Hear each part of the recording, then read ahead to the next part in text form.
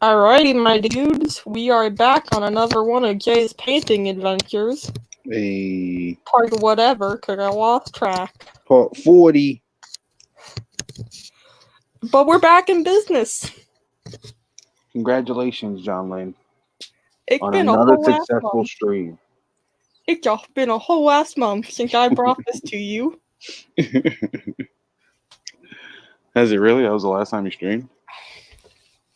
Yeah, I mean, YouTube been taking down my streams. I have no idea why. Truth. They know you're a criminal. Pray on this one that it don't happen. Hopefully. Hopefully.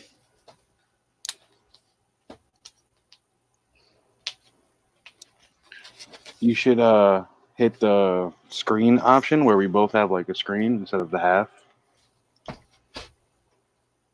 We don't get a zoom up on your face. There we go. Yeah, that's a good one. Nice and wide.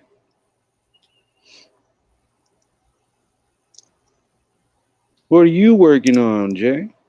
I am working on another abstract portrait because that seemed to be the style I've been working the best today. Very nice. I saw you finished your lady. Oh yeah, I finished. The last is done. The last is finished. My abstract muse, because that's been a kick I've been on. Now you Closest regard people. Now you just gotta go hang it up in the Louvre. Just break in, hammer, nail. Sure, yep. I have art. I heard this was one mine. In the museum. I'm gonna leave it here for a little bit. You guys take care of it. If anybody wants to buy it, here's my business card. Come hit up my website, Big Cartel. JP Whippard and more. I'm the J and the P and Whippard.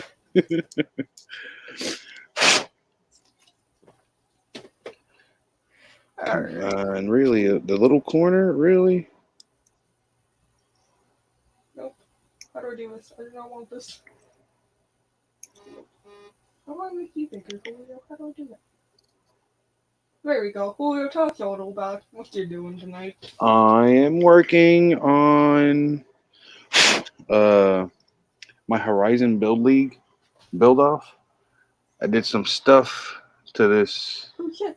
Barbatos, took away some content because less is more. All Make right. it more dynamic without adding anything. Looking good.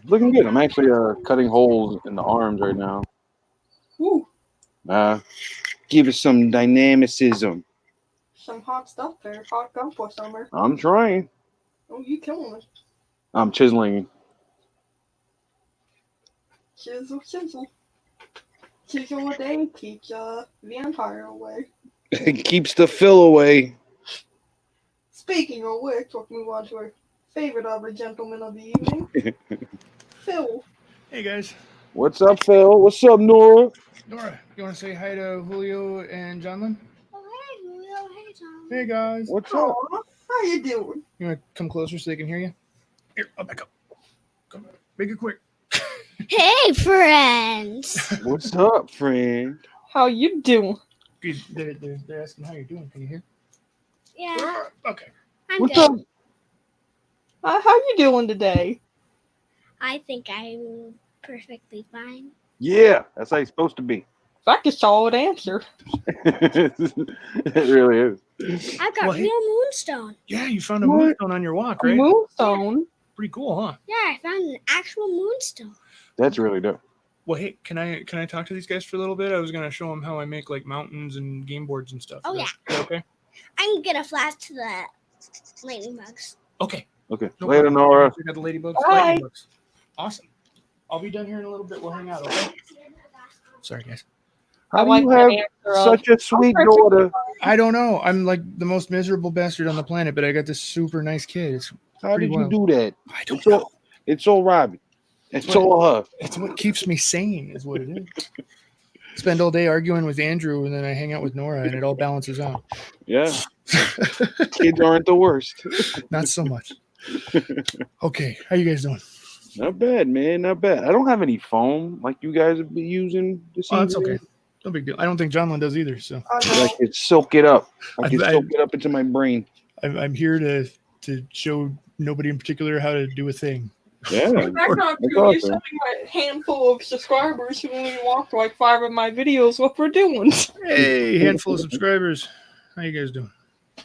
Well, yeah. What's the plan? I didn't really know exactly what was going on. What are we up to? A whole lot of Man.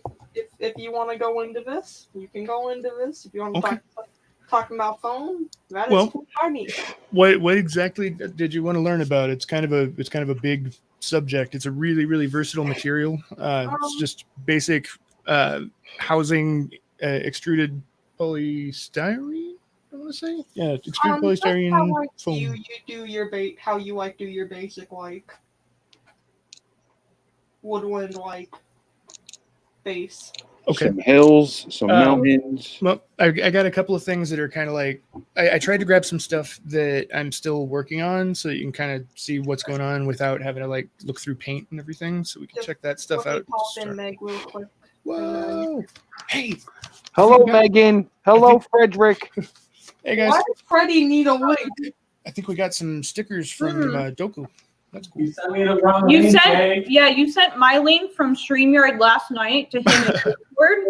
And the internet exploded. I'm afraid I don't know how to open this. What? Oh, you want some help? Okay. Well, you guys want to talk for a second, and I'll set up some stuff here. Yeah. All right. So What's what up, do we Megan? Oh, right here. How you doing?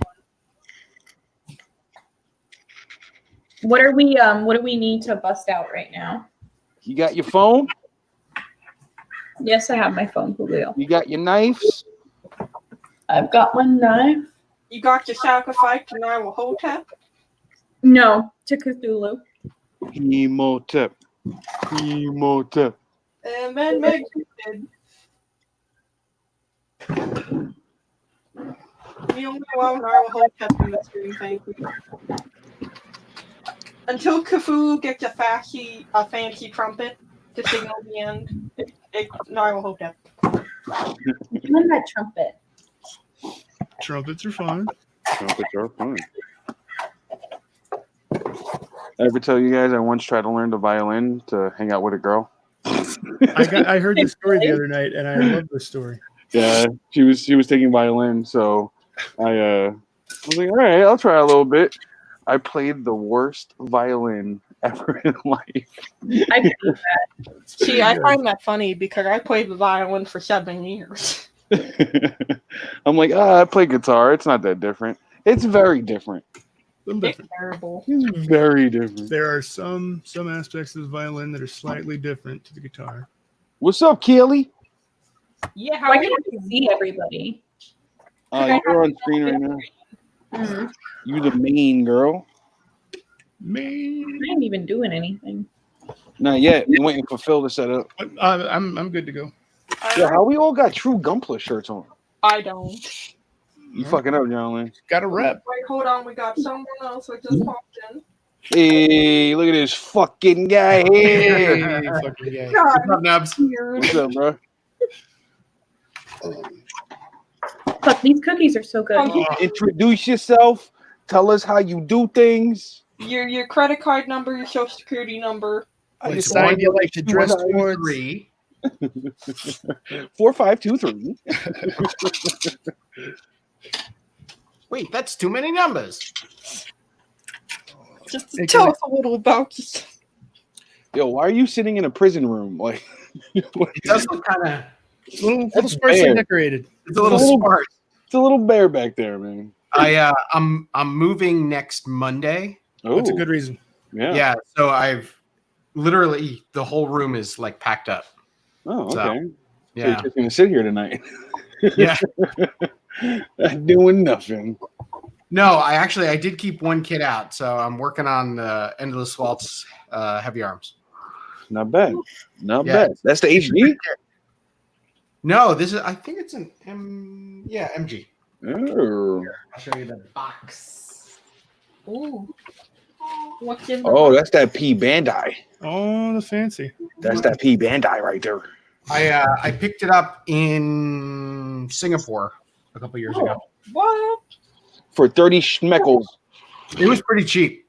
I think it ended up being like $26. Oh hell yeah! Yeah. I'll pick that shit up too. Yeah, it was a really good deal. Very nice, very nice. But I don't get to travel for work anymore, so it's They're okay. selling drugs again, man. I know. I'm fucking up. That's the biggest mistake I ever made. I gave up my life of crime. FBI here. I feel like that's where I messed up too. What are we doing here, guys? Just making, We're waiting on you, Phil. Give Phil the big screen We're and making- let him teach. Don't tell me how to run my show. I'm making helping models you. on the internet. We could be out selling hard drugs right now. What are we doing? Right? We need money. Making good money. Okay, this is a giant brick of insulation foam. It is Hey. awesome. You can use it for all kinds of cool stuff. Nice sticker. Yeah, it's my buddy Doku Del, another streamer on the Twitches. Here. She just started hanging out on the GBA, and she's super cool, and she got some cool stickers made. So I was like, I will have stickers. Thank you. Very I cool. don't know, Phil. I don't see one of the best stickers there. Oh, I'm pretty sure you do. I see Freddy's sticker. I see Oh, Freddy's sticker. There we go. I really got to rework the lights in here. I keep like having everything set up for working on minis because that's what I've been doing mostly lately. Yeah. And the lighting setup for it is very different from larger objects. So I'm sorry if this is just a mess, but hopefully you can I see. proved Phil a hard ball. No, it's good. Not All right. really blown out. You can use this stuff for almost anything. It's one of my favorite scenery things. Like before I got into gunplay, I was a big miniature and war game dork, and I really, really like those things. And You're still a dork. yeah, I know. Yeah, it doesn't make you not a dork. Yeah, Yeah. in no way was I like swearing off the dork. I was just saying I'm a different dork now. I'm more well-rounded. I've evolved. This isn't even my final form. Either way, you can use this stuff for almost anything.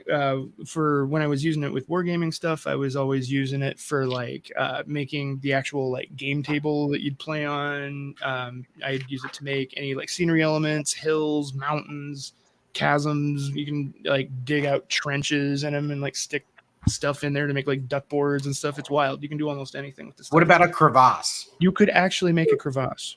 Okay. This guy loves the crevice. I actually made that, Nubs. I actually made a big like chasm board one time where it was like there's like this giant. I like stacked it up like several layers deep, and then carved a big like rocky face into like two sides of it, made a big trench through the middle, and ran some like suspension bridges across it and shit. It was wild.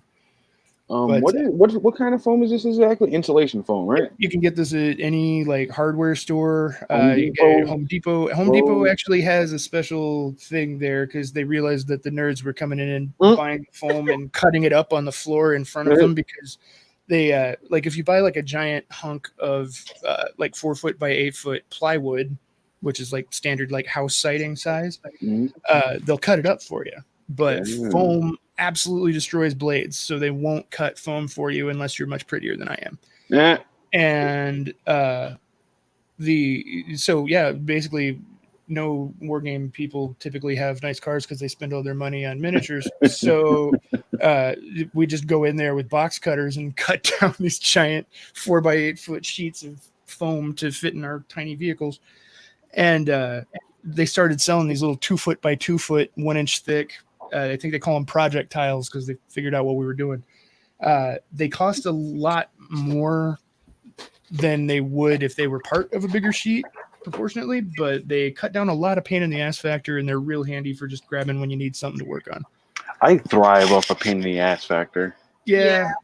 It is what it is. It's like if I got a minute, I'm gonna go in and buy a giant hunk of it because I'm thrifty like that. But if not, I'll grab a couple of the 2x2s and call it a day so I can go home and get to work.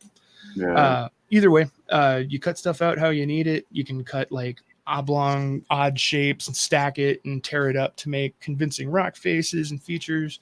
This, for example, was this is part of a display base that I'm making for a resin kit that I'm working on right now. Basically went through and made it's kind of like a layer cake of chunks of foam of different thicknesses that I just stacked up, cut down into a box, and then kind of spackled over the outside of it. This is all still getting sanded smooth right now. When it's done, this will all be like completely smooth on all sides except for the chunks that have been torn out to make this rock face. There are a lot of different ways that you can use foam to represent different types of like earthworks, scenery features, rocks, whatever. If you've seen like say like model railroad people, they'll have like all kinds of wild stuff they do where they'll sometimes use stuff like this to make like a form. And then they'll like gouge out a face and make like plaster molds of rocks and stick them on in irregular shapes and stuff. There's like a billion different ways to approach that type of project. But you can do it almost completely with foam. Like I fancied this up a little bit by trying to make completely sheer surfaces on all sides just for presentation's sake. But you don't have to do that. Like you could literally just make a big old pile of rocks, and this would look like a big old pile of rocks when you paint it, which is kind of that was my nickname in high school. Big old pile of rocks. Oh, Julio pile of rocks. Anyway, I actually had I made like a little mini tutorial on how I did this. It's on my Instagram page if anybody's interested. You got an Instagram? I got all those Instagrams. Phil, drop it.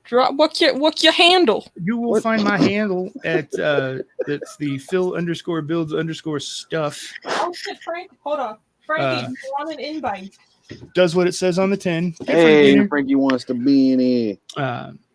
Anyway, there are a lot of different ways you can go about making stuff, and it just kind of depends on what type of surface you want to represent.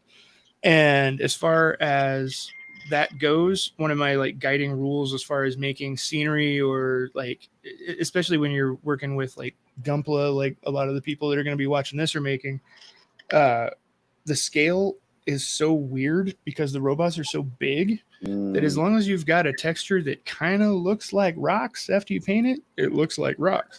So that's something that I think a lot of people get kind of hung up on in the beginning when they start trying to work on this kind of stuff, is they worry that there's they're like not getting the right shapes, or like they're trying to like freak out about their photo reference or whatever. And again, as long as you got pretty much the right shape and close enough to the right texture, the paint's going to do the rest of the work for you, and the eye of the viewer is going to fill it in.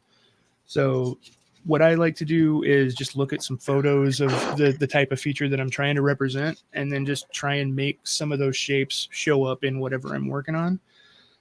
In this case, there's some where I live in Missouri, there are a lot of like roads that are carved through like low hills and small mountains. Oh, that's fucking cool. And the sides of the roads, they're like retaining walls, but they're made out of the natural rock, which is pretty fucking cool. Yeah, and it's when they carve it out and blast it out, it makes these really cool, almost kind of like gridded striations in the rock. So that's what I tried to do with this. I literally just like gouged out a bunch of big chunks out of the foam. I think I just grabbed like a box cutter and pried hunks out of it.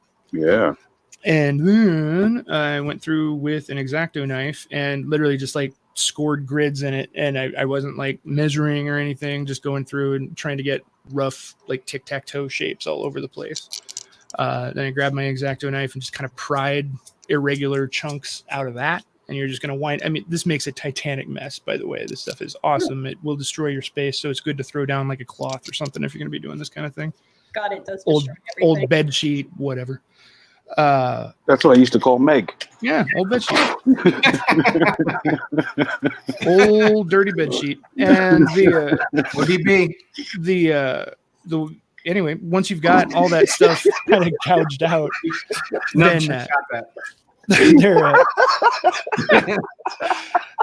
sorry, Phil. I'm sorry. It's all right. Once you've got your basic shape carved out, then what you can do is grab some like Elmer's white glue. You can grab any kind of, it's called a PVA glue, but white glues of all kinds pretty much fall under that umbrella. Elmer's. My personal favorite is the stuff you can get at any craft store anywhere. It's called Aleene's Tacky Glue. It's this big, ugly brown bottle, and it is the most handy glue I've ever used ever for any reason. Do you have it there? Can you show it on the screen? Yeah, I think I got some. For the viewing audience. I have always got a bottle of Aleene's handy. I've got a few things you could use, actually. Like, this is the stuff that I like to use. It's really, really gentle. It waters down really easily, which is what we will be using here in a minute. You can use Aleene's. You can use like watered down wood glue, wood glue is pretty cool because it's got a resin binder in it. When you water it down, it tends to discolor because of that resin binder. A lot of times it turns kind of orange on foam for some reason. But it doesn't matter. It's not destroying your setup or anything. It's going to look weird until you paint it. No big deal.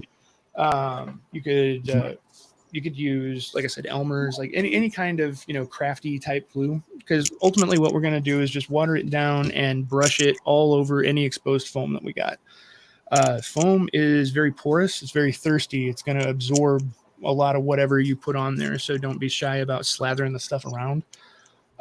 And it'll drink up all that resin and binder that's in the glue. And when it dries, it's going to make that surface a lot more durable.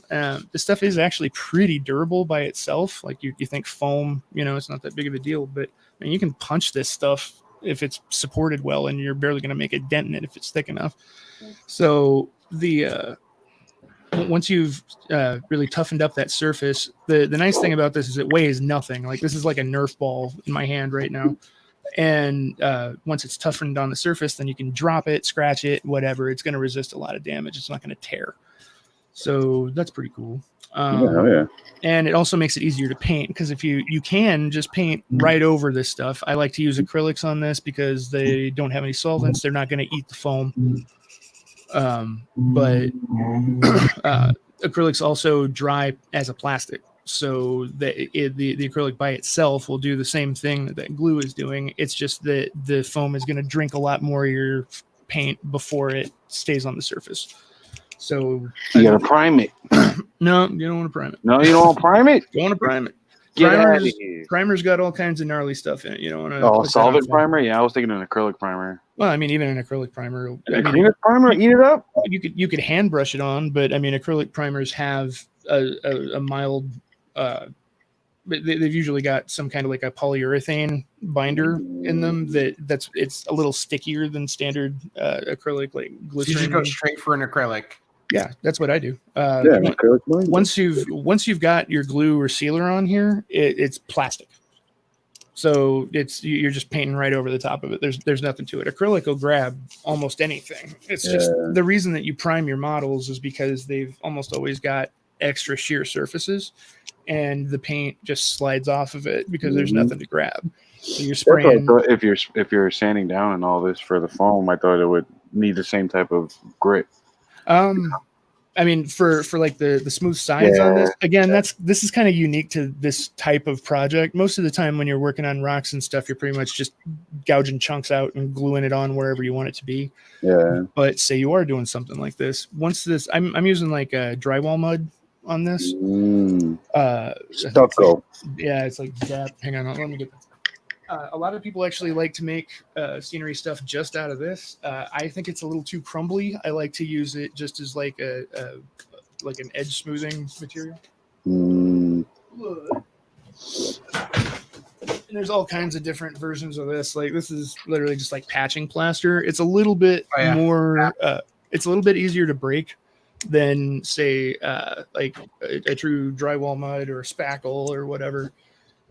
I don't care because ultimately I'm going to be sealing it. So as long as it's smooth, it's going to work for my purposes. Yeah. But I encourage experimenting with materials to just try different textures and see what all you can get out of it. Because again, the big thing that sells a project like this isn't so much did I do this exactly right? Is it in pretty much the right shape and have pretty much the right texture? If it's got that, you're good. Anyway, so we'd be sealing up our foam, and after this is sanded smooth, I can actually put the glue on the outside of this stuff too. It'll give a nice bind to everything. If you put on a whole lot of glue, you can even sand the glue, but I don't recommend that. I just get it nice before you start sealing. Okay. Once it's all sealed up and dried, go ahead and just paint it just like normal. If you haven't worked on like big rando projects like this before, like you're just used to painting like your nice models or whatever, painting scenery is a little bit different. You can just get really messy and have fun because nature is messy. And then honestly, the messier it is, probably the closer it's going to look to the real thing. So for say I wanted this to look like a big pile of like gray rocks, right? I'd start with like either a black or a dark gray for my base coat for everything. and then I would go through and just all you guys know what dry brushing is. Have you done that before?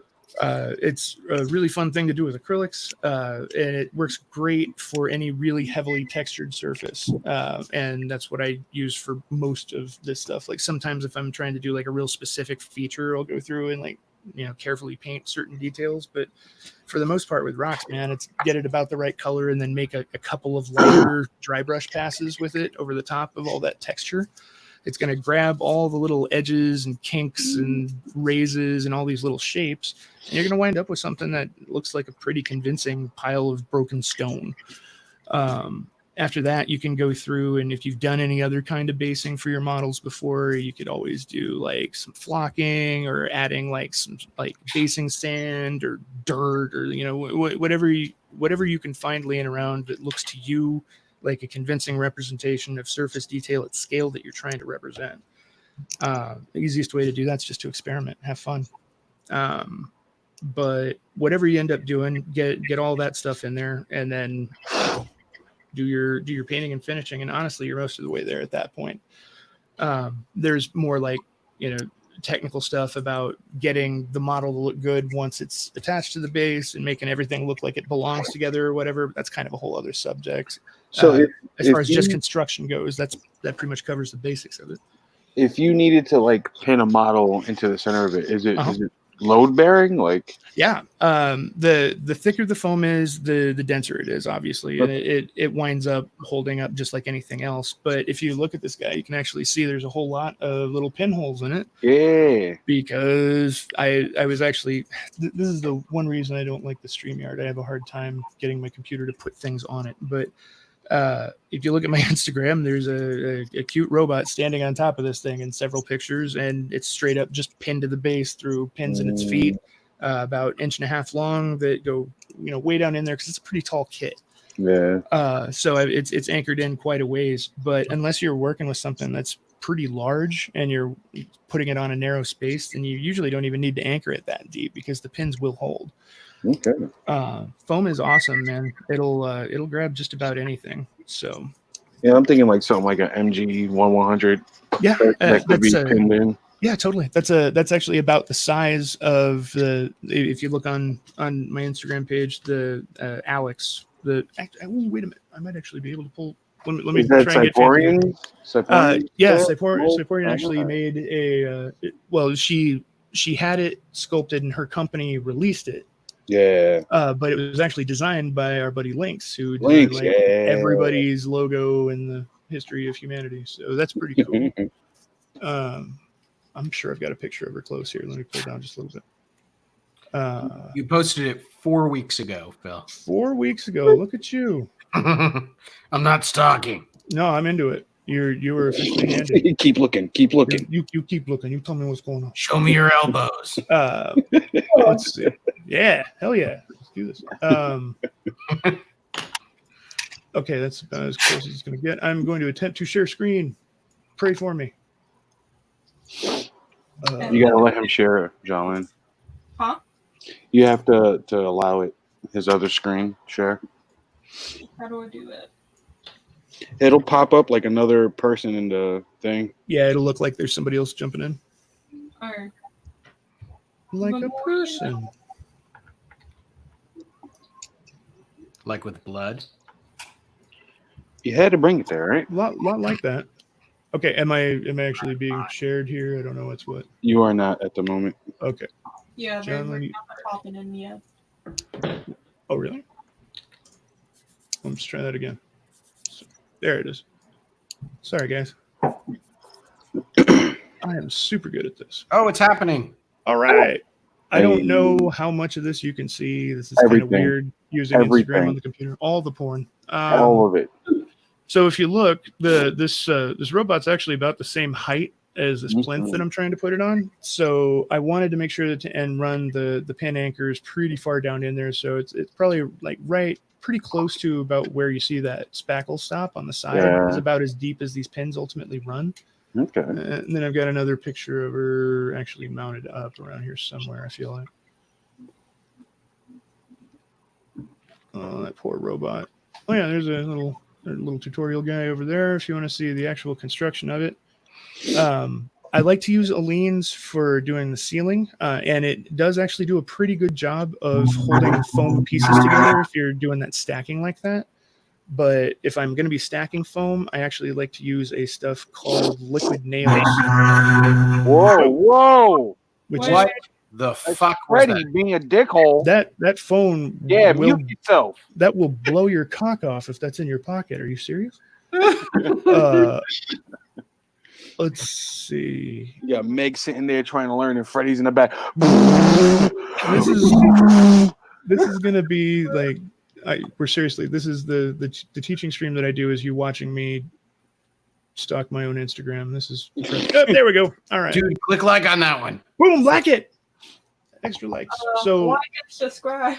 there we go. Yeah, smash it. We've got the Like button. got the actual pins in there. Like she's actually mounted up. She's not glued and she's still freestanding. There's no wobble going on there. Like she's in there.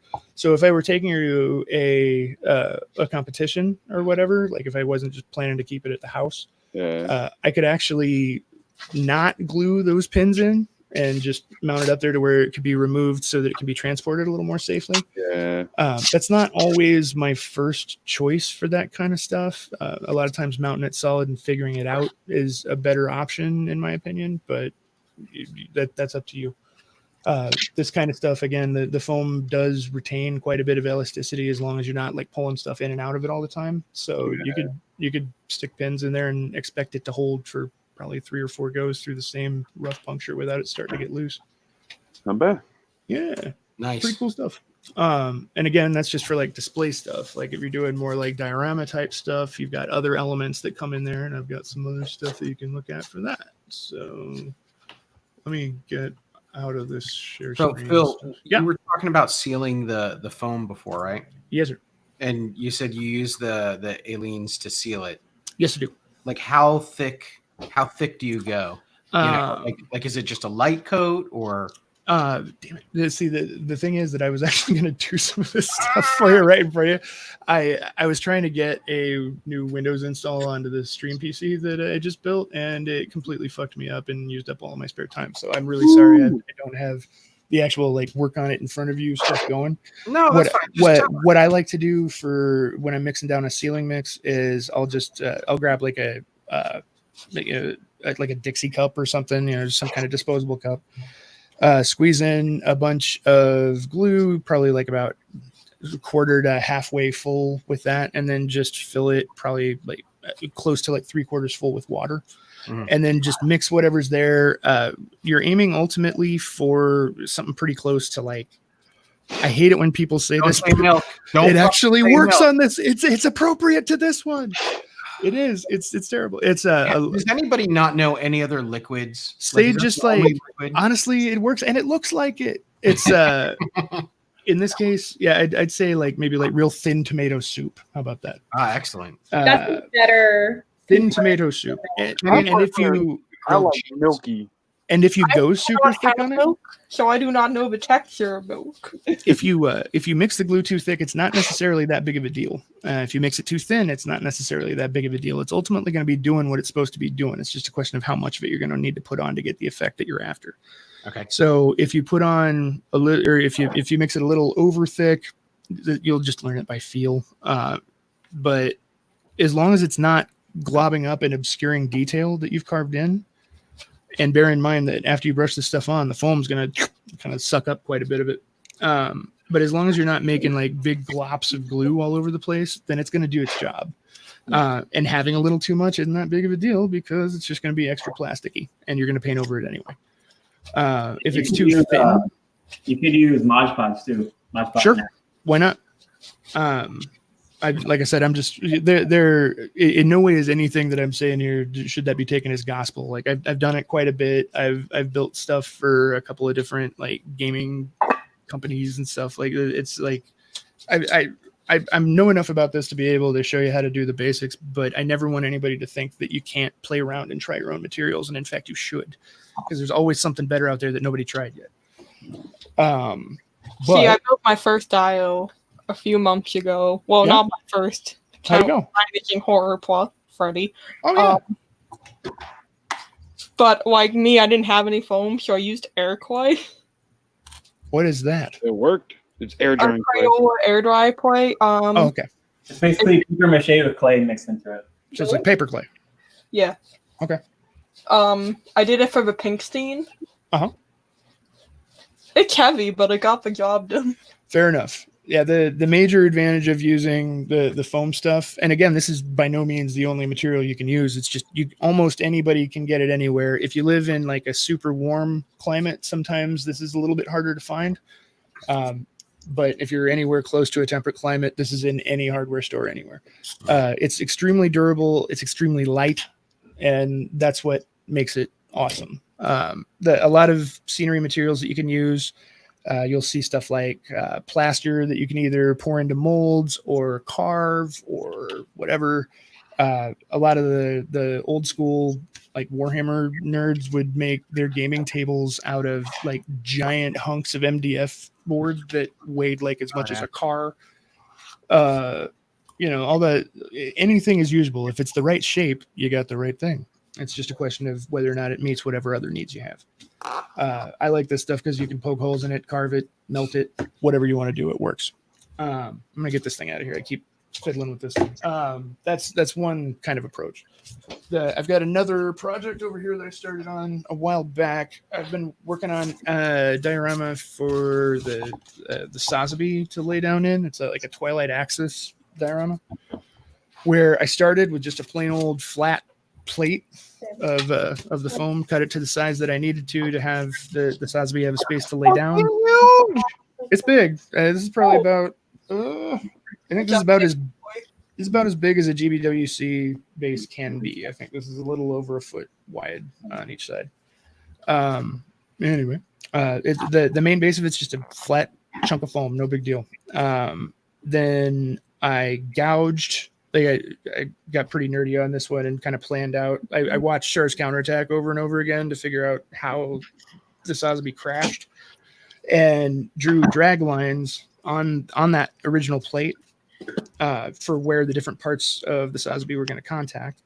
Gouged all of those drag lanes out, and all of this debris that's all over the place is actually the stuff I carved out of those drags. So I kept all that stuff and mixed it with a whole bunch of, what did I use? This was a bunch of liquid nails, actually. Did I mention the liquid nails earlier? Nope. You did not. I was starting to. When I know I like to use the Aleenes for sealing or any kind of PVA for sealing stuff, right? But if I'm going to be stacking up a bunch of stuff, like in between the layers on this guy, anytime I'm going to be making lots of layers of stuff, I like to use this stuff. This is liquid nails. It's a construction adhesive. It comes in a lot of different strengths. It's made for different stuff. I like the project stuff. It's just kind of generic. Like, it's not necessarily like weatherproof or whatever. So unless you plan on leaving your diorama outside, this stuff will work just fine. You can get it for a couple of bucks at any like Walmart or whatever, you know. You'll need like a caulk gun to put this in. But that's like 80 cents sitting right next to it, so it won't be hard to find. But I used that for stacking, and I mixed it in with all this rubble because it was either that or glue down individual hunks, and I just don't have that kind of patience. So I mixed all that stuff up, glued it all down in the rough shapes of pushing all of the rocks up those drags into these piles. And when I lay the Sotheby, I know this looks a little weird right now, but when I lay the Sotheby down on this thing, it actually looks pretty natural. Like it's in a reclining position where it was laying on its back and then kind of pushed itself up as it came to the end of the skid. Sorry, the camera's still fairly close. This isn't giving you a really good sense of depth on it, but either way, there's pictures of that on my Instagram too. After I got all the piles on here, I went through and grabbed some plaster cloth. And you ever seen that stuff before? Plaster cloth? Yeah, it's kind of cool. It's like this cheesecloth that's basically dipped in plaster, dried, and then rolled and put in a bag and sold to you for way too much money. It's not that expensive. It's just more expensive than it ought to be. Basically, it's like cheesecloth. So, but the cool thing about this stuff is that like a lot of railroad modelers will use this to like they'll make a form like this of like these kind of weird, huge, jaggedy shapes or whatever. This right now, if I were to paint this exactly like it is, probably wouldn't look very convincing as rocks. This is too knocked out of scale for what we're looking at, so it would probably just look like a bunch of big hunks of foam that I painted like rock. But a model railroad guy would look at that and say, well, if I just grab some plaster cloth, soak that down, and lay it down over these shapes, then you'll wind up getting a fairly natural, kind of varied textury surface. Like if you can get a little closer here, you can kind of see how there's a little bit of texture in those plaster cloth beds. That once that's painted, and again, the paint reactivates the plaster a little bit because it's wet, so it'll get a little more smooth all over the place. You can wind up with some fairly convincing, natural-looking contours, like in the actual drags, which is why I put it in there. It actually kind of follows the gouges that I made to make those drag lines. And when that's painted, then instead of just look like you like went in and scooped those shapes out, it'll look like, you know, there's different weight of the different parts that made those drags. It's just little variations like that make your brain think of the kind of randomness of natural features anyway. And it's part of kind of selling the effect. When I go through to finish this, there are a few more things I'm going to be doing here. And it's another good illustration of kind of the versatility of the material, because what we've got here so far is we've got a base that is super durable and isn't going to crack, and it's going to hold quite a bit of weight. Like this thing's big enough to hold an MG for Ka Sazabi, and that thing fully put together and kind of laid down with some extra weight because I put, you know, a bunch of like wires and guts and pipes and shit spilling out of it. With the extra weight from the model, I could put this thing on here and like wiggle it around, and this thing wouldn't even flex. So it's good and strong and durable. And then all this stuff laid on top of it with that stronger adhesive actually increases the durability because it's reinforcing it with more solid material on top. Plaster cloth is doing the same thing, not as rigid as the other, but every little bit helps. But all this stuff is adding a lot of strength without adding weight, which is pretty awesome because what we want to do is maintain the lightness of the medium because that's part of what gives it its strength. Anyway, when you look at earth that's been rammed, like have you ever seen like a rammed earth home being made or anything where they go through and like basically just plow a bulldozer into the side of a hill and then that compacts the dirt so much that you can like build a house in it? Yeah, I've seen it. If you really look at the ground, it hits the ground so hard and so fast that not only does it plow up the material that makes, you know, these kind of like bermed shapes, but it also breaks the earth around it on the surface and like forces it to rise up, kind of like it's like springing and exploding. So what I'm going to go through and do here is make kind of like some rough triangle, like wedge shaped hunks of flat, thin foam, and make it look like the earth has been broken up in kind of a radial pattern here, which again, given the fact that most of the action from the diorama is coming from like over here, like your viewing angles back here, it's going to make it so that no matter what, when the viewer is moving around the diorama, even though from back this angle, all you're really going to be able to see the Sazabi is like his knee and his head, there's still going to be something really interesting to look at back here that's not just a pile of rocks. The earth being broken up around it is going to add a lot more visual interest, texture variation. Like these are all things that make the brain think natural features. So it's just reference is great. You know, look at anything out in the world that actually is in the shape that you're trying to represent. Anything like that will give you a lot of, you know, solid place to start from as far as like, how do I build this shape up? Because again, you don't have to get it right on the nose. You just kind of got to get it roughly in that shape, and the eye's going to fill in the rest, which is fun. And I know right now you're looking at, you know, a giant pile of pink and gray rocks. You're just like, okay, dude, I believe you. But when you paint it, it does all kinds of cool shit. I'm going to try and share my screen again here real quick. Show you a couple of finished things that were made with those kind of methods. Let's try this.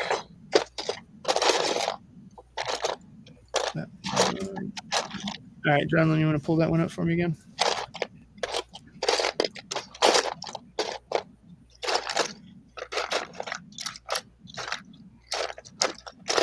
And I know I talk a mile a minute, guys. If you ever got any questions, just tell me to pump the brakes and ask what you need to ask. Oh, I'm from Jersey. You're not talking that fast. Atta boy. I'm from the Midwest and I'm tired. So I will take my time. I have a family filled with angry Arabic women. You're not even talking a 20th of how fast I'm used to. Awesome. Well, then me and my lazy semi-southern drawl will take our time figuring out where the hell the next picture. Oh, wait, I've got pictures of this in my highlights. I am a user of the internet. I make the internet. Like I've done this before. Completely The tubes. Context useless. Okay, but it's not. How do I get over? Damn it! Okay.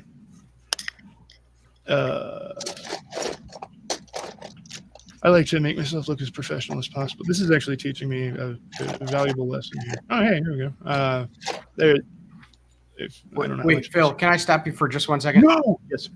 Nubs, what are you looking for? There's a hand that holds the big mace, and I don't know where the hell I put it. Oh wait, are you working on Fusion? No, the Lupus Rex. Ah. HG Lupus Rex. I just had to know, Phil. There was a lot of rustling. That's all right. The Sorry, suspense was killing me. This was that same base I was showing you earlier. If you look at it, you can actually see where those original shapes were at. When you build this stuff up, you're trying to make it so that the shapes that you have are bigger than you're ultimately going to want because you're doing subtractive sculpting. You're carving stuff out of it.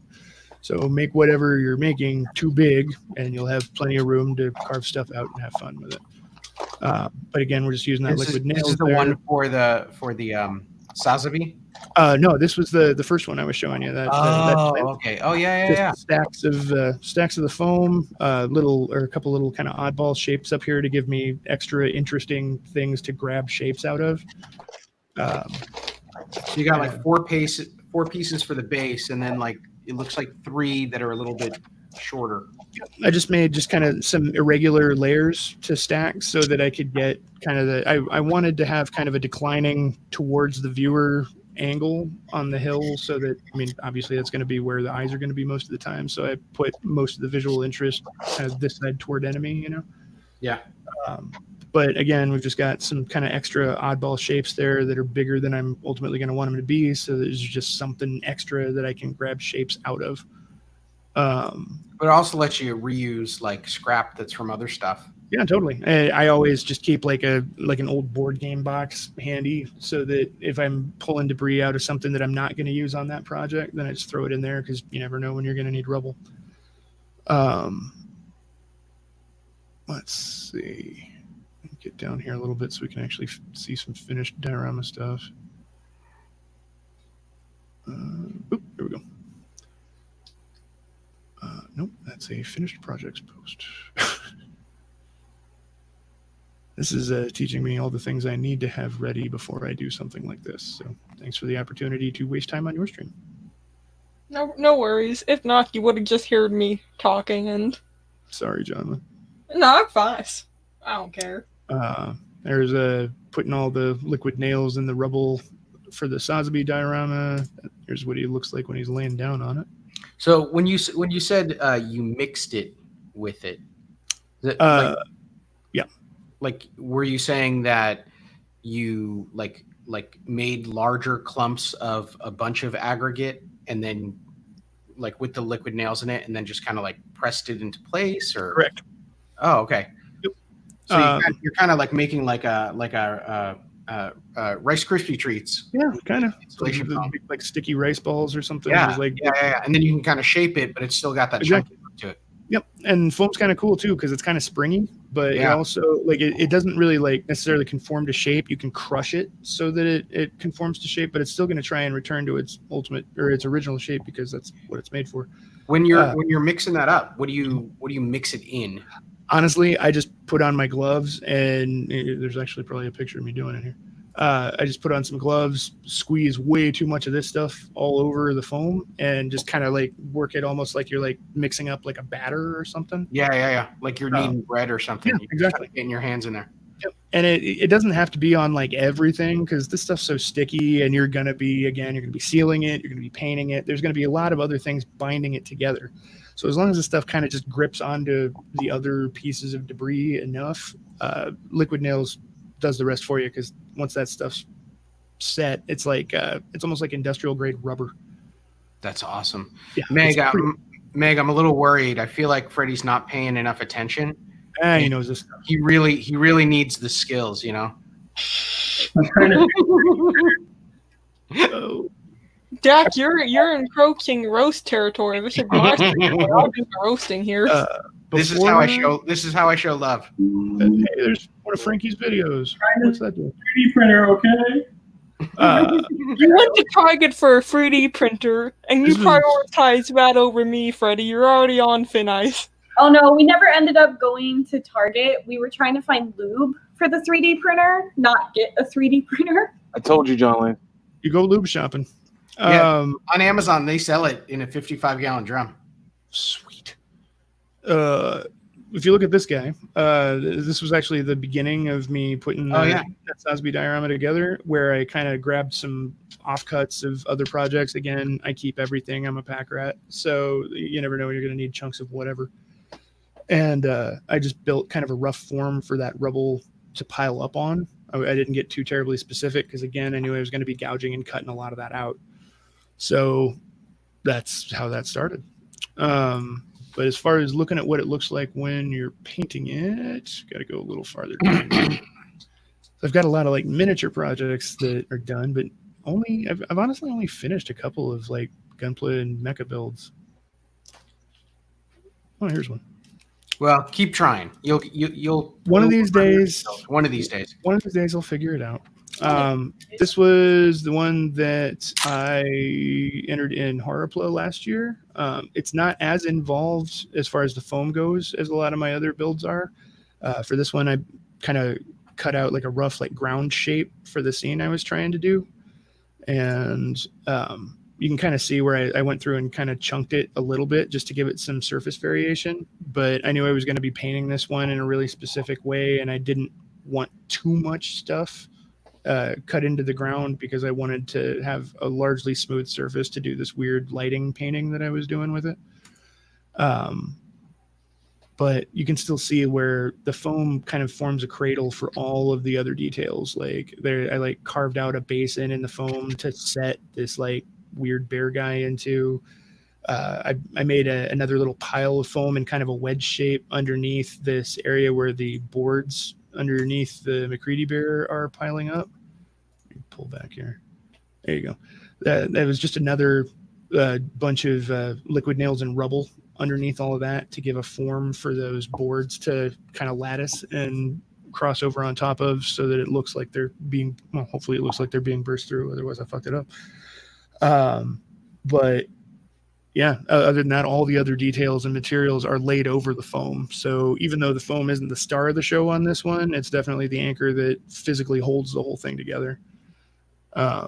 And then you can kind of see that with just like dry brushing and a little bit of like airbrush to soften the lighting effects that I was doing there, it makes a pretty convincing like cave floor rocky texture, which is what was in the scene of the movie I was trying to duplicate. As far as going for more realistic, like here's some stuff. This is just kind of illustrating exactly what I was just talking about. It's like that like cradle of rubble that I built to hold the bear guy in, and then like I made sculpted a bunch of tentacles to like anchor it to the spot and whatever. Like those are the kind of things where it comes, like I was talking about earlier, like the mating the subjects of the diorama to the base is kind of a thing of its own. We'll do that some other time if you guys want to talk about it. But ultimately, as long as it's making a nice place for all of your elements to sit, and if it can create an extra physical anchor, for instance, the cradle I made for that thing guy was a whole bunch of tentacles that I sculpted out of putty, and I made a big, like kind of a thicker chunk of putty in the middle of that I could then run a coat hanger through for the anchor, because this guy got a little heavy with all the putty that I put on it. And that coat hanger runs into a socket in the putty there so that he can also be taken off for transit. But it makes a good solid anchor, and the base itself actually holds him, which is cool. Getting down to another finished one here. Sorry, guys, my internet's running a little slow here on the scroll. It's fine.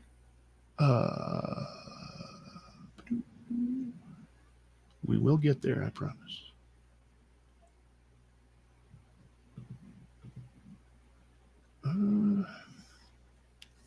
Super Pro here. Oh, here's something. Another just completely different but still very useful way to use this kind of stuff. I don't like to use foam for walls a lot of time at this scale because it just winds up being so thick that if you've got a giant robot with a wall that's as thick as it is standing next to it, that's a fucking serious wall.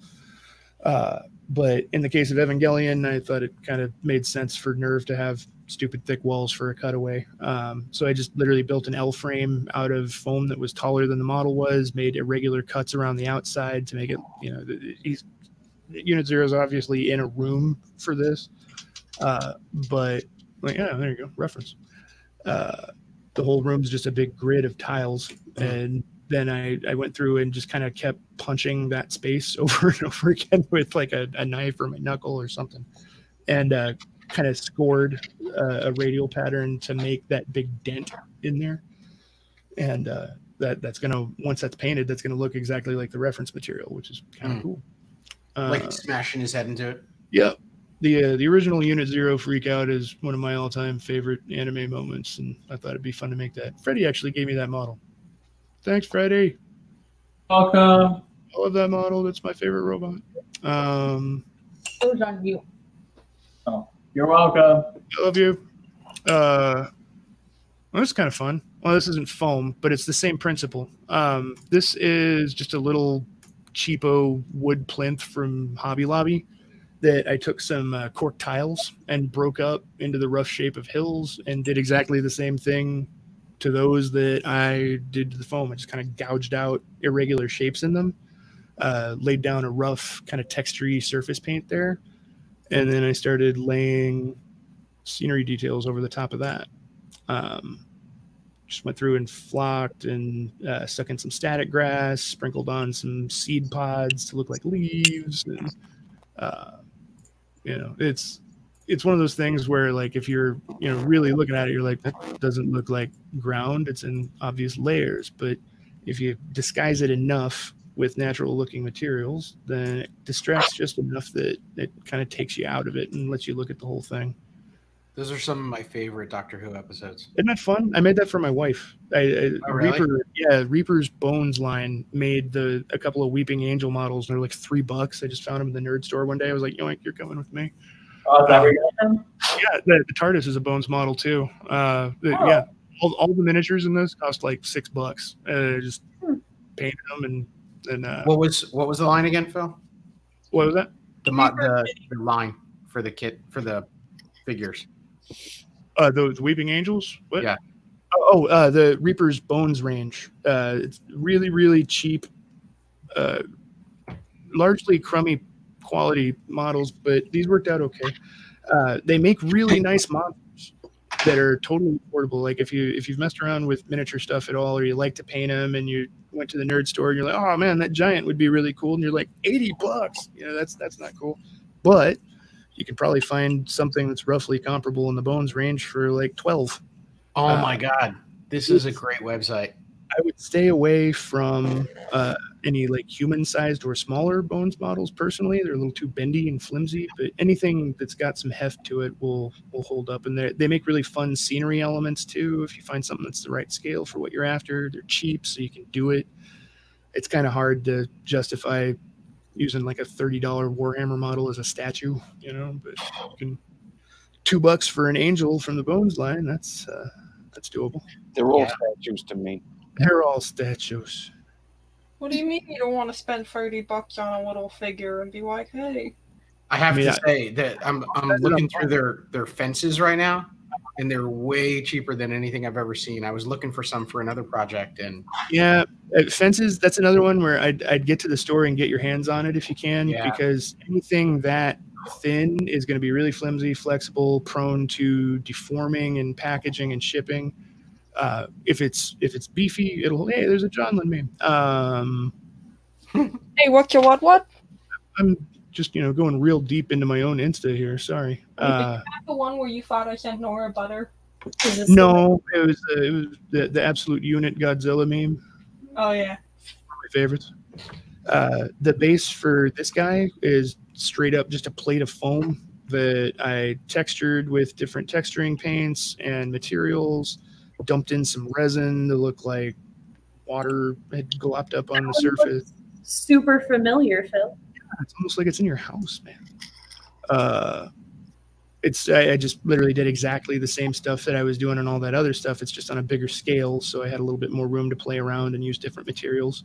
The edge of this foam plate is different than the other stuff that we've looked at because I cut that with a hot wire cutter, which is another way that you can use foam to get different textures and surfaces out of it. It's pretty cool. Make sure you ventilate, though. Yeah, then you're melting foam at that point. Do that outside if you can, but at least next to a window. Or if you got an airbrush hood, you can do that in there too. What it does is it literally just shears it off. It's like you're cutting it with a piano wire that's got current running through it because that's what you're doing, and it works well. There are a few different styles of hot wire cutters. The one I use kind of looks like a big tuning fork with a wire run between it. There are some that are like a wand. They're easier for doing like long cuts. There's some that are like the size of like table saws that you can use for cutting like really large features. I've never used one of those. They look awesome. I can afford the hand tools, so that's what I used on this was kind of the big like harp style to make that. If you're a Warhammer person, it's the icon of Nurgle. That I then grabbed some plastic art or what do you guys call it? A pla plate and sheet styrene, and cut it into these like arrow shapes. Shoved that into the foam and the inner part, so it had those 3 arrows sticking out between the circular shapes. Painted it to look like bronze. It works. And I made some bow there.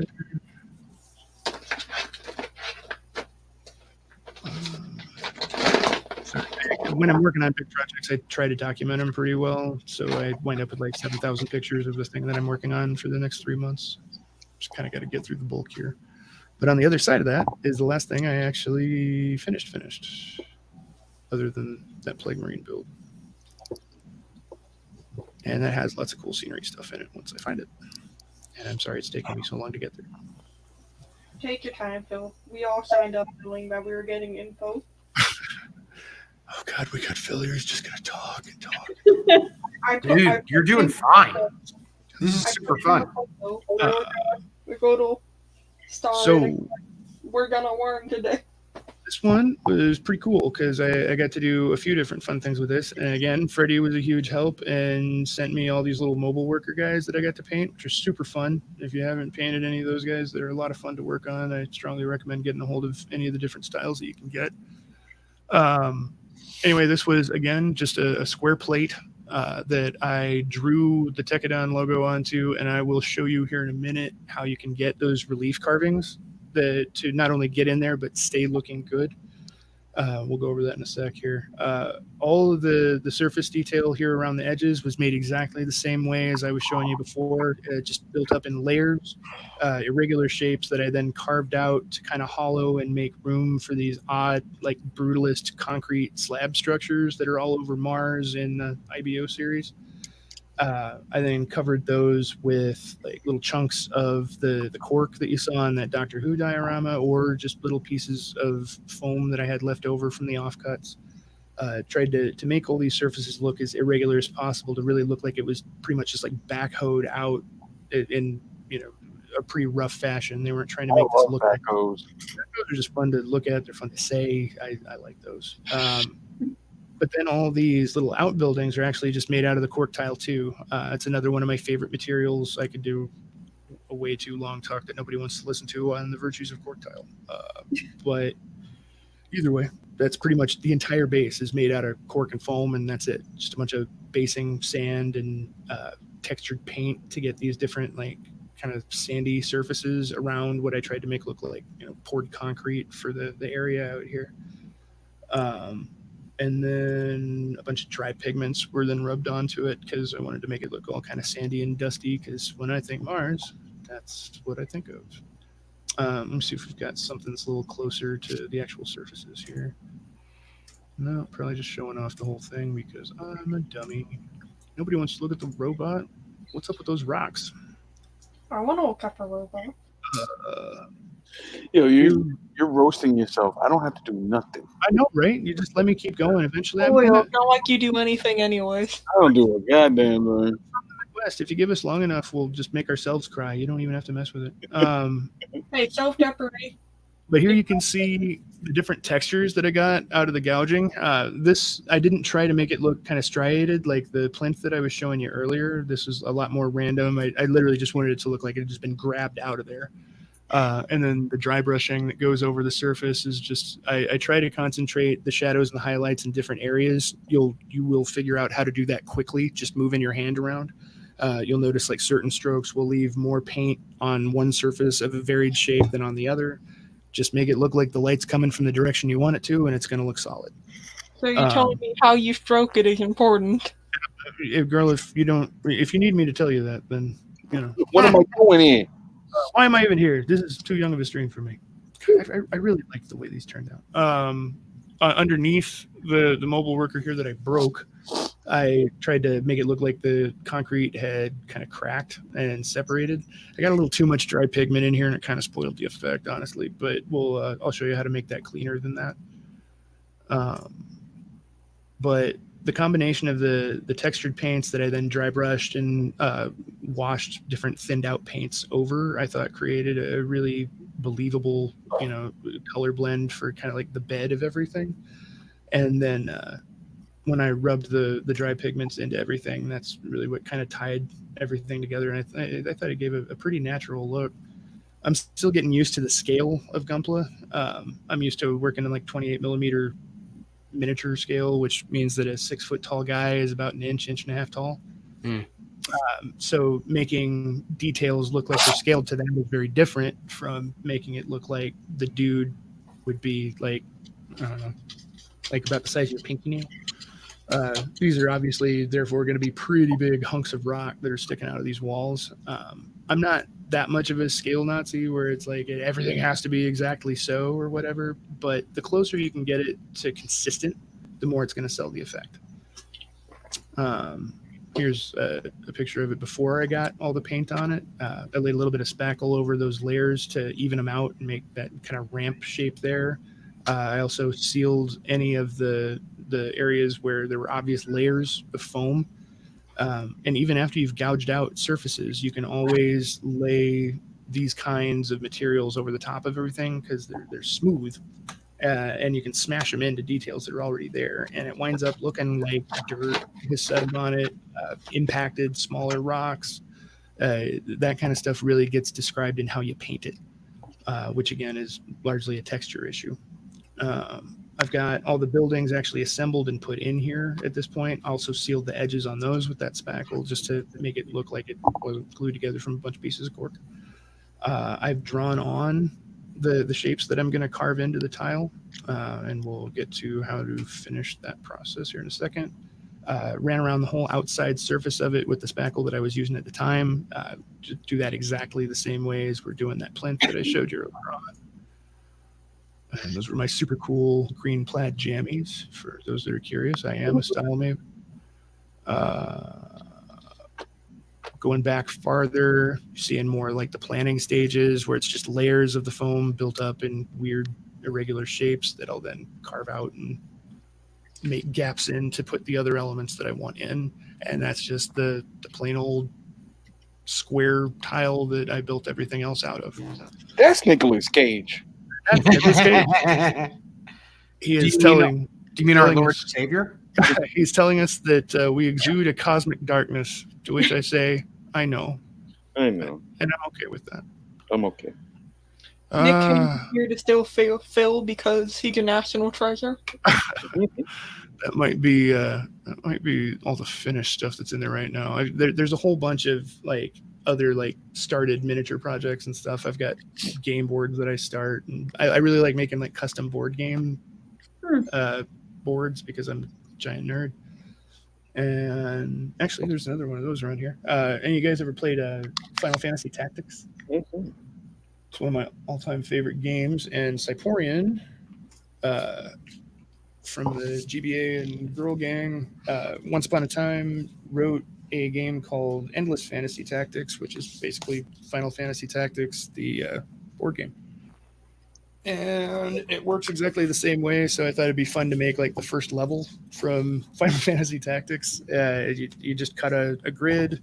I went through and stacked up layers of foam to make the different heights in the board, and I just modeled it directly off of the map that was there for the game. In this case, like the reference that I'm using, I'm like specifically duplicating something, and it's really well documented to where I know this hill is 3 squares high or whatever. So I made that 3 layers deep.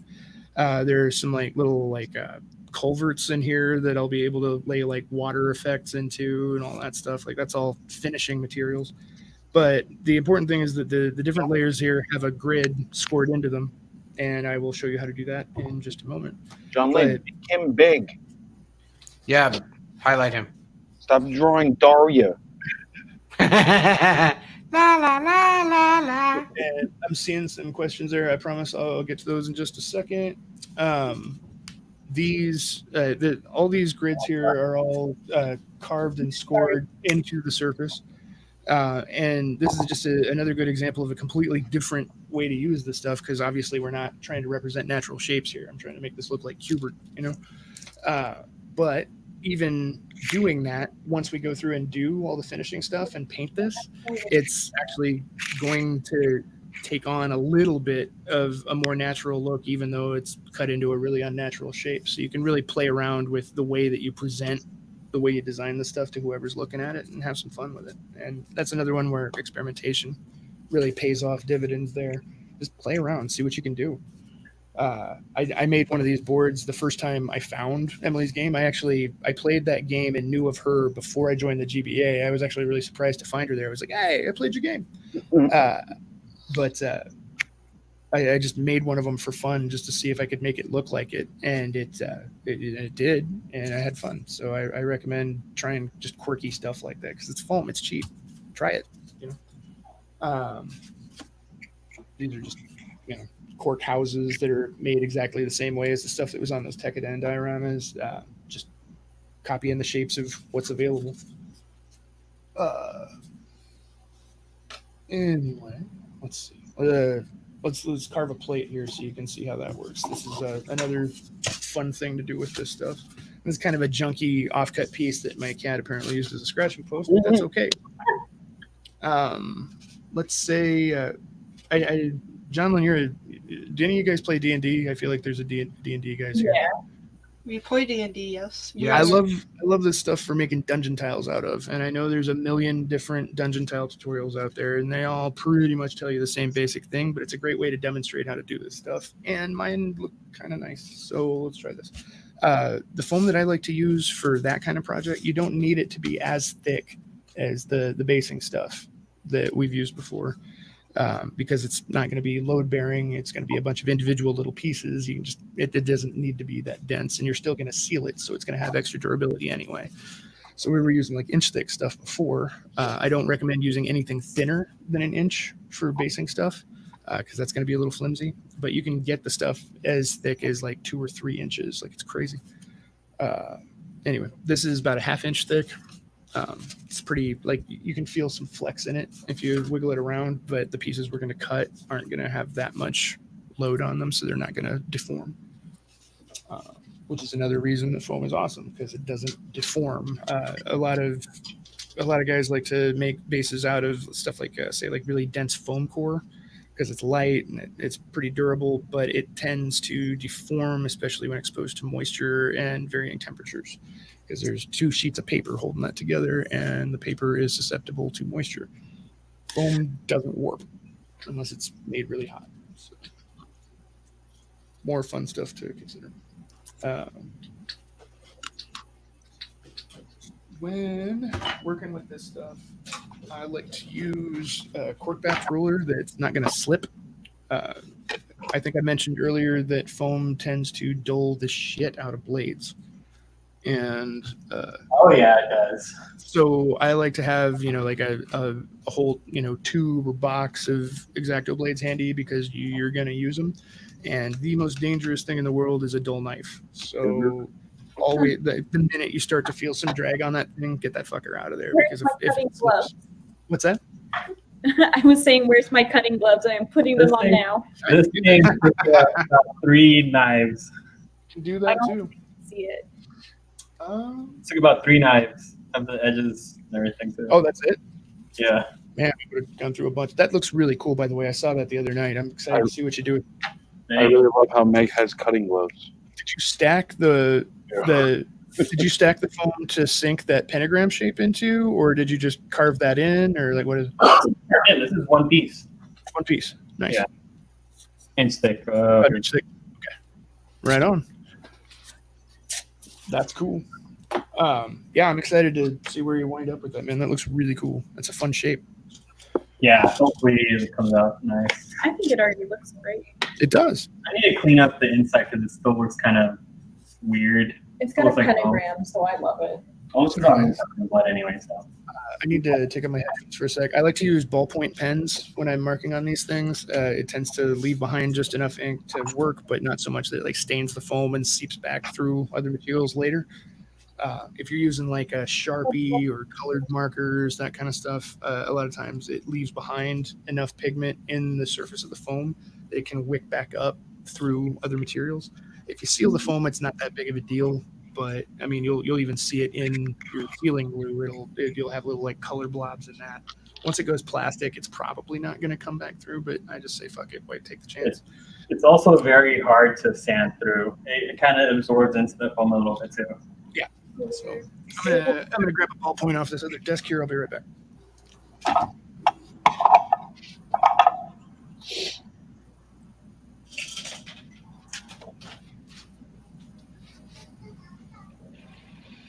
Thank God he stopped talking. That dude was going on and on, man. What? Let me tell you why it's good that he stopped talking. I was so fascinated, I fucking stopped working. Yeah, I stopped working. I wasn't doing anything. I couldn't take my eyes away. Yeah, you're soaking in knowledge. Tutorials.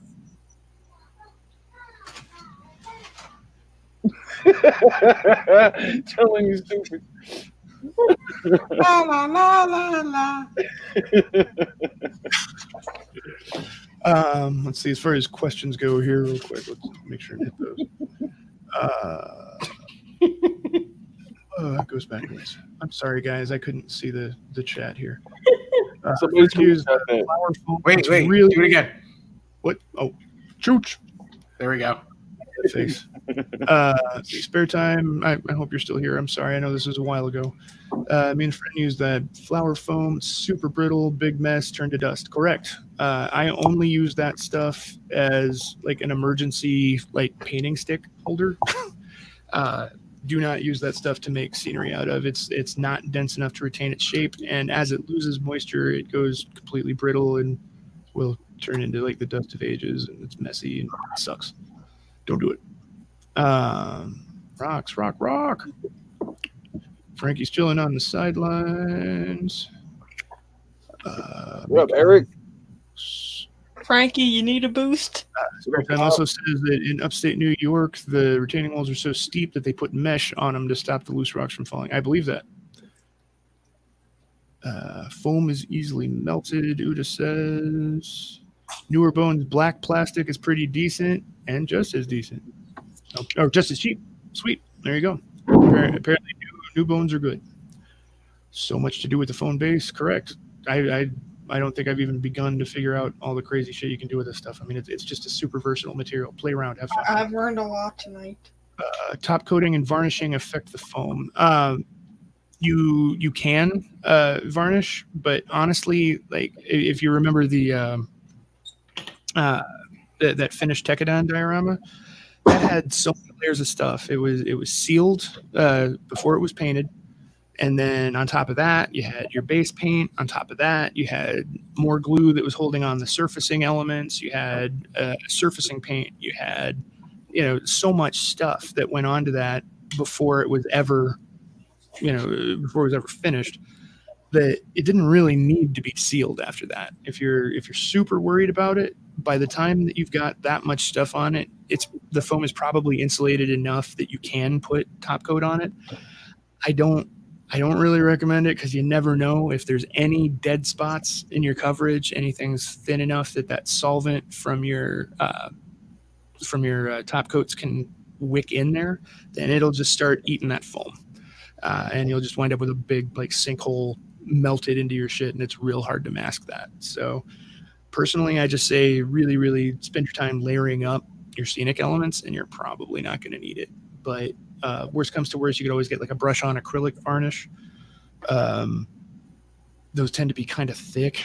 I definitely wouldn't use anything solvent based if you could possibly help it. But that's up to you. Experiment, see what works. Eric likes Final Fantasy Tactics, therefore he's a cool person. Every one of us enjoy the tactics of the fantasy. Good game. I don't. Are you fucking kidding me? I've never played Final Fantasy. Okay, well then you can't say you don't like it because it's a. I haven't tried it. Therefore, I don't like it. Okay, you remember how I said don't use a Sharpie when you're doing this? Yeah. Don't use a Sharpie when you're doing this. Use a ballpoint pen. The whole point you left was to get a ballpoint pen? Yeah, but then it was there were no ballpoint pens on the desk, and I was going to have to go downstairs, and it's really far, and I was already embarrassed that I made you wait that long. So we're doing this. We're going to make a corridor. Standard dungeon nonsense, right? So I already gridded this to 1 inch. That's a fairly standard basing size for most game figures or whatever. If you're playing with bigger models or want to leave some room for super dynamic poses or whatever, the average gaming dude is about yay big and fits pretty neatly into that 1 inch by 1 inch grid space. But some of the newer ones and character models are so big that they kind of overlap a little bit. And his arms are all out here. And he's got, big boys. Books and skulls and nail bats and all kinds of shit. So, you can make bigger grid spaces if you're trying to do a full dungeon layout or a full board game layout. I've never played D&D. I don't know how big these things get. But it can get pretty big. You have a D20 on your hand and you've never played D&D? That's not the only game that uses those. I get it, but anyway, so I already had the grid just marked in there. What I'm going to do now is cut out the overall shape. Yo, wasn't Uda supposed to be in here? Huh? Wasn't Uda supposed to be in here? She got a bunch of foam board. Is Uda, you out there? Do you want to jump in and work along, or what are we doing? Are you just working along at home? I'll add her. It's whatever you want to do, lady. I'm easy. Well, it's Johnlin's house. So. Like a Sunday morning? Easy like Sunday morning. That's how I prefer it. There you go. You got my backup. You're all right, buddy. I like it. All right. So we cut out our shape. When I'm cutting foam, even when it's relatively thin like this, is only 1/2 inch thick, I still like to do it in multiple passes. Really hug the edge of that metal ruler. That cork is going to be your friend, and not let it slip. Just take multiple passes so you get that nice, smooth, clean cut. It'll keep you, if you try and take out too much foam at once, you're going to wind up getting little divots and chunks out of it like that. It's not the end of the world, but it ain't pretty. So the cleaner you can get it, the smoother the surface you've got to start from.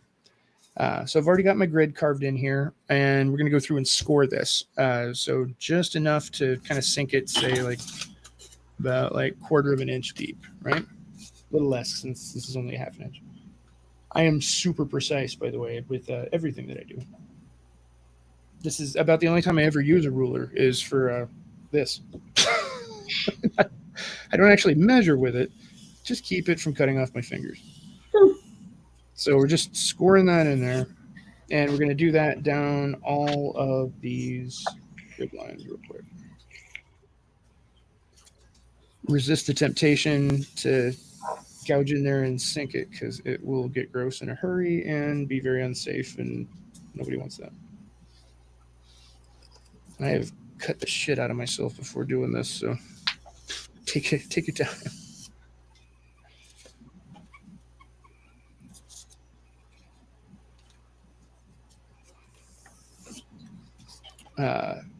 What I was saying before everybody was amazed that I hadn't played D&D, despite the fact that I've played every other nerd game on the planet, was that I don't know how big dungeon layouts tend to get.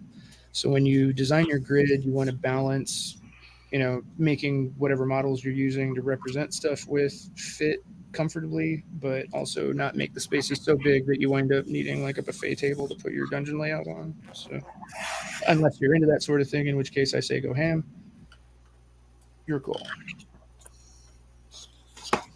Me personally, I like to make board game layouts as small as possible. I used to make like giant war game tables, and now I'm just like, can I just make this like 2 feet square so that I can finish it this year?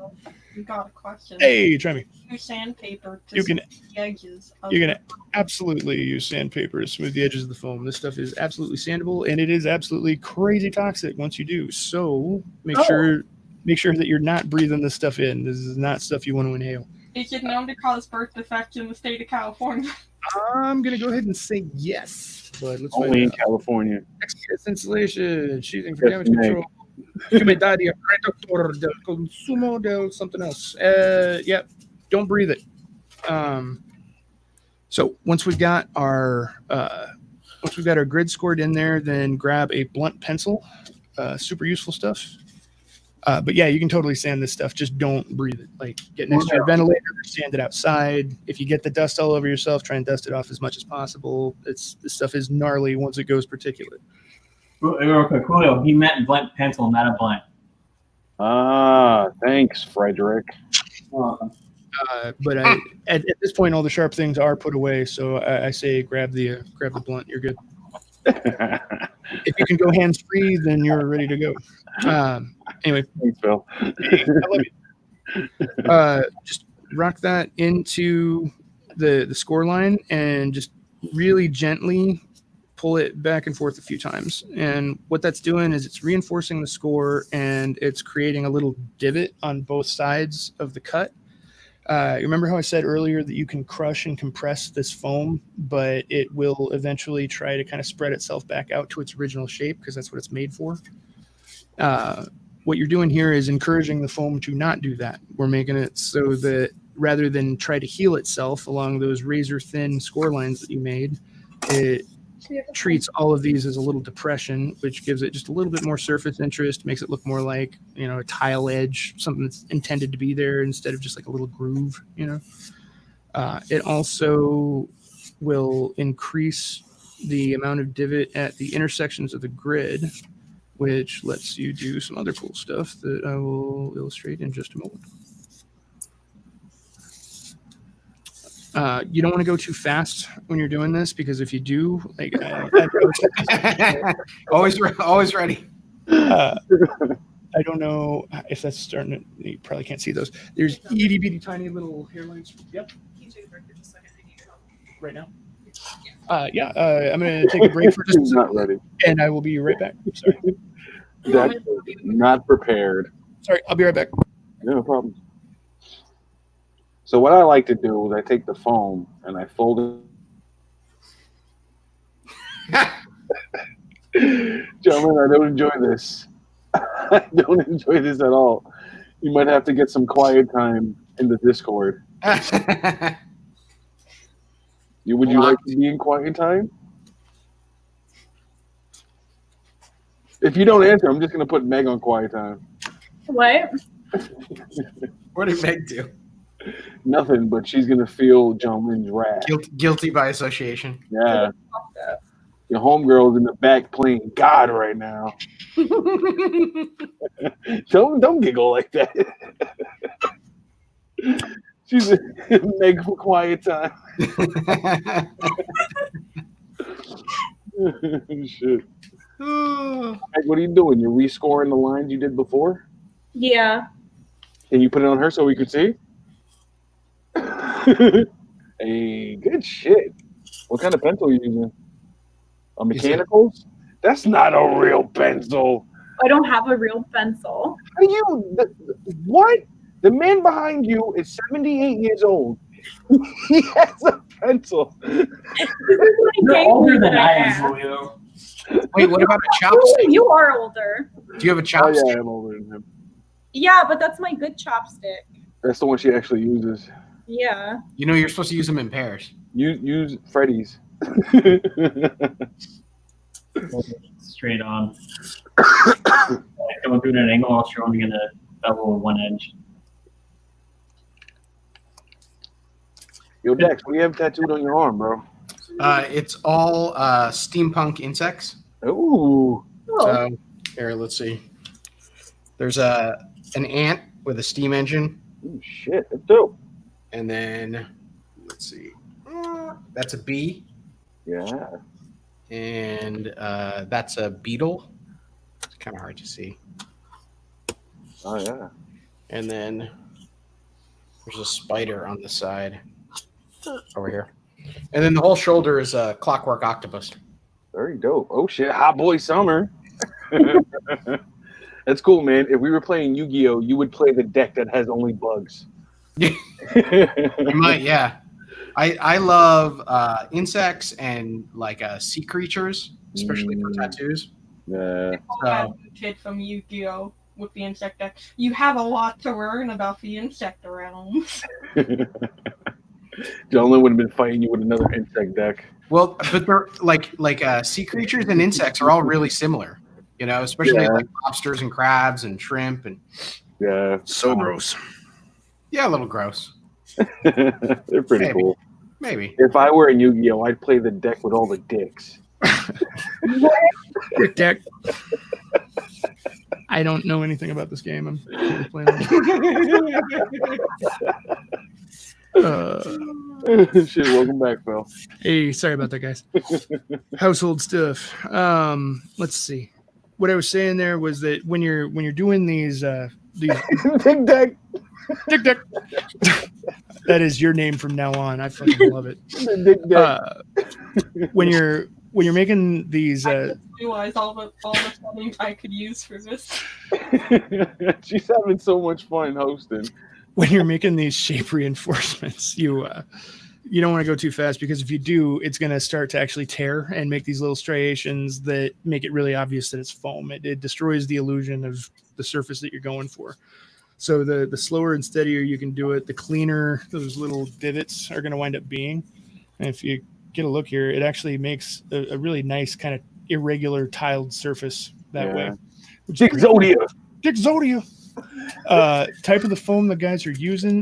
This gets sold under a lot of different names. The stuff that gets sold near me the most is Foamular by Owens Corning. At the end of the day, this is just it's XPS foam insulation board. It is one of the most common temperate climate construction materials on the planet. You can find this shit anywhere. Just rip it out of your walls, man. If you're lucky, there is a nicer foam. Most of the time you're going to find insulation foam that's either pink or yellow.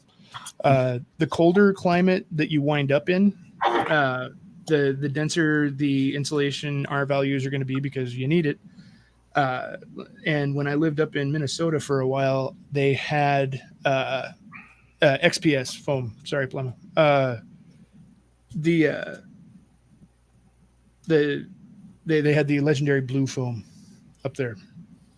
Blue foam is the shit. A legendary blue foam. That's just a legendary blue eyes. It's different. Like I'm gonna show you a way that you can get surface details into this stuff, and then we will talk about the great white buffalo that is the blue foam. So once you've got your grid in here, if you want to make this look a little bit more like actual rock, you can actually kind of smash these surfaces a little bit to where you can even just use your finger and just kind of like push some of the tiles down a little. And you wind up with a surface that both still works as a grid for what you're trying to do, but it also creates a little bit of surface variation and looks a little bit more like an old busted up. Like the more of that you do, the less uniform it's going to look, the more kind of jagged and haggard it's going to be. So if you're trying to do like a old disused area that you're trying to represent or whatever. And this doesn't just have to be like board game stuff. Like this is the same kind of distressing you can do. You know, say we're making a wall with this stuff. You know, Hey, Phil, quick question. Can you use a Dremel on this and it like hold consistency? You can try it. I wouldn't suggest it. I'm thinking about like all the arches and shit and like Warhammer games. Like, could you make that all out of the foam? That stuff is not that hard to do, just with a knife. But if you wanted to get fancy, I'd just get one of those hot wire cutters, like I was talking about. Say I had an arch that I'd drawn here, just get that harp shape and it just cuts it right out. It's very easy to get creative with the Dremel and have it like skip on you and just mess up. Yeah, I was thinking like a low rotary or a low RPM Dremel, and you just carve into it nicely. Like, what it's going to do though is it's going to wind up. It's going to shred the material. Like this stuff it's very dense and resilient, but it's very fibrous. And it's just going to shred it. It'll kind of look like cotton. Okay. Weird. And in fact, if you sand, because I think Eric asked about sanding this stuff. If you sand this stuff before it's sealed, it's not the end of the world. It will still. It'll paint smooth, but it's going to take on a different texture. It's almost going to look like kind of a sheer cotton ball or something. Like it's weird. You'll feel it. It's real good. And it's what happened. Anyway, you can get these irregular shapes out of this stuff. You can even go through, and if I had the ballpoint, I'd probably just draw it with the ballpoint because that it makes enough pressure that it'll leave kind of a lasting impression in the material. But say, you just wanted to cut a couple of little jaggedy cracks in there. I'm just scoring that in with the X-Acto just like I did for the grid. You can get a couple of cracks. You can even, like, if you look at tiled surfaces, when they chip, they tend to chip at intersection points where the strain of putting them in and tiling them in the first place was the greatest. So you can always start in like a corner and just kind of like cut a little bit out and gouge that out just like you did for your like rocky materials for making an actual stone surface. So ultimately this stuff is just hewn rock. So any place where you've got those little overlaps that you made where you've got different surface variations, pop some shit out. You gouge it out enough, it's going to look cracked and rocky anyway. Don't even have to do anything else to it. The paint's going to do the job for you. What's up? What am I missing? This is stupid. Rocky 9, Return of the Foam.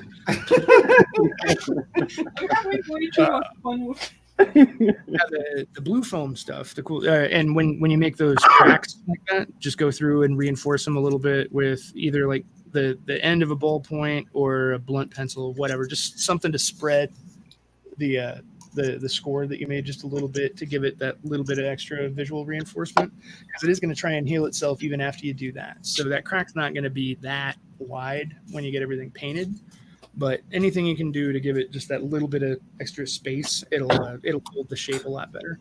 And this is exactly the same way as I did that Tekadon shape that was in the diorama. I just scored the shape of the iron flower in there, all those cracks, like the mortar shell bursts that were all over the concrete were all just, I literally just like drew a spider web shape in there, scored out some little radius lines, and then just broke out chunks of foam at interesting places along there to look like it had been blown out.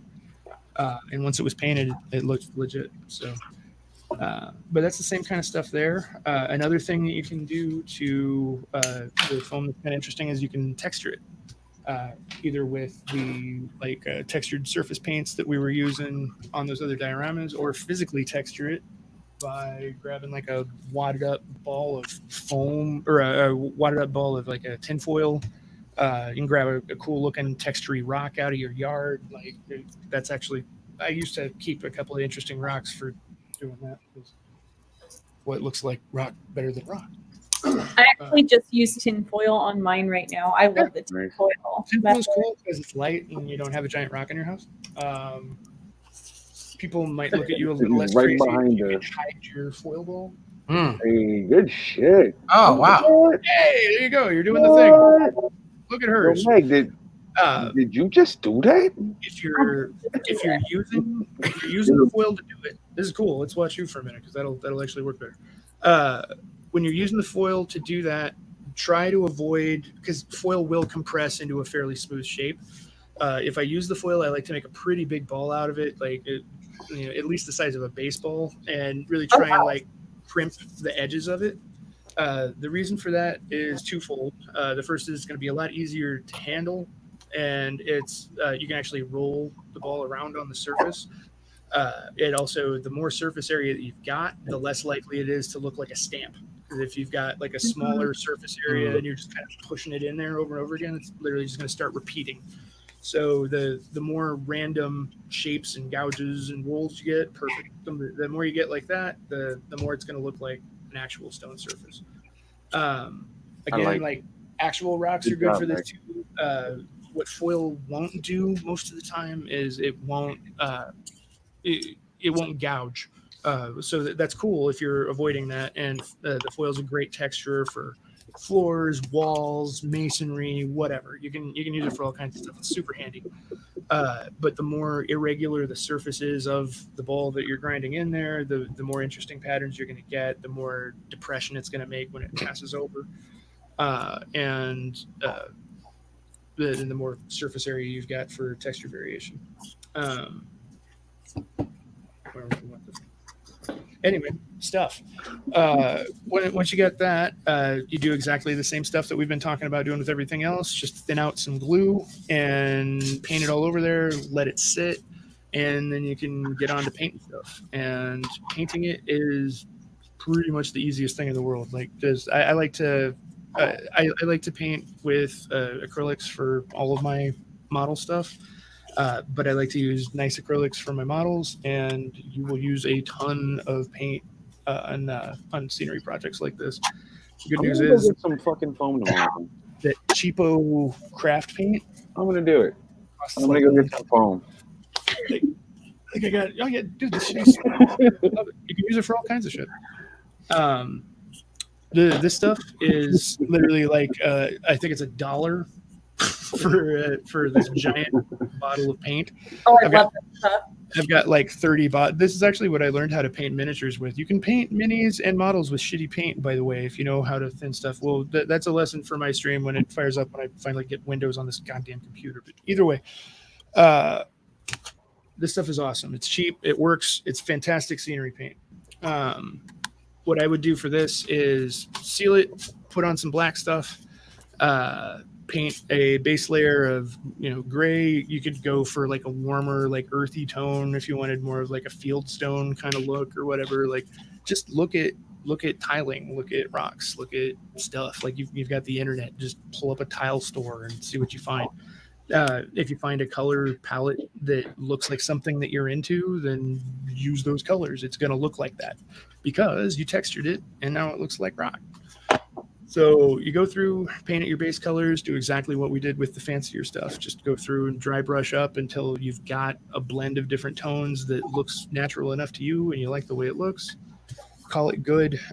You can airbrush this stuff. I've seen some really, really nicely made airbrush dungeon tiles, and you can do this kind of stuff just like you're doing your models. You can pre-shade all your grid lines. Go through and lay over the top of that. You can get some really cool color variations. I've seen people do neat like checkerboard patterns on this kind of stuff. You can make like little like light halos there to represent like torch light or lantern light. It says anything you try is going to look cool. It's a simple representation of a thing, so you can just kind of play around and make like abstract representations of light effects, and it's probably going to look real, which is kind of cool. Oh yeah. The big thing, like, I know I'm always, when I'm talking about models, I'm always like, fuck what anybody tells you, just do stuff. Whatever your gut says, go with it. With scenery, I can't recommend that enough. Like, that little bit of doubt that you've got about trying something wild with a model, I get it too. Abandon it with scenery because you can just do it over if you don't like it, and you're probably going to wind up with something cool because you're trying something weird.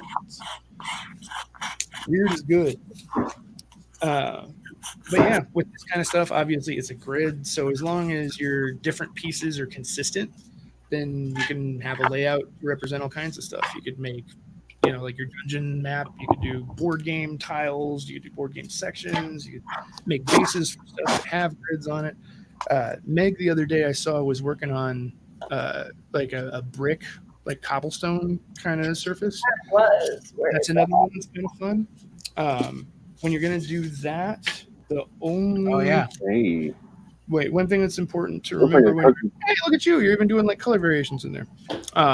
When you're a cookie.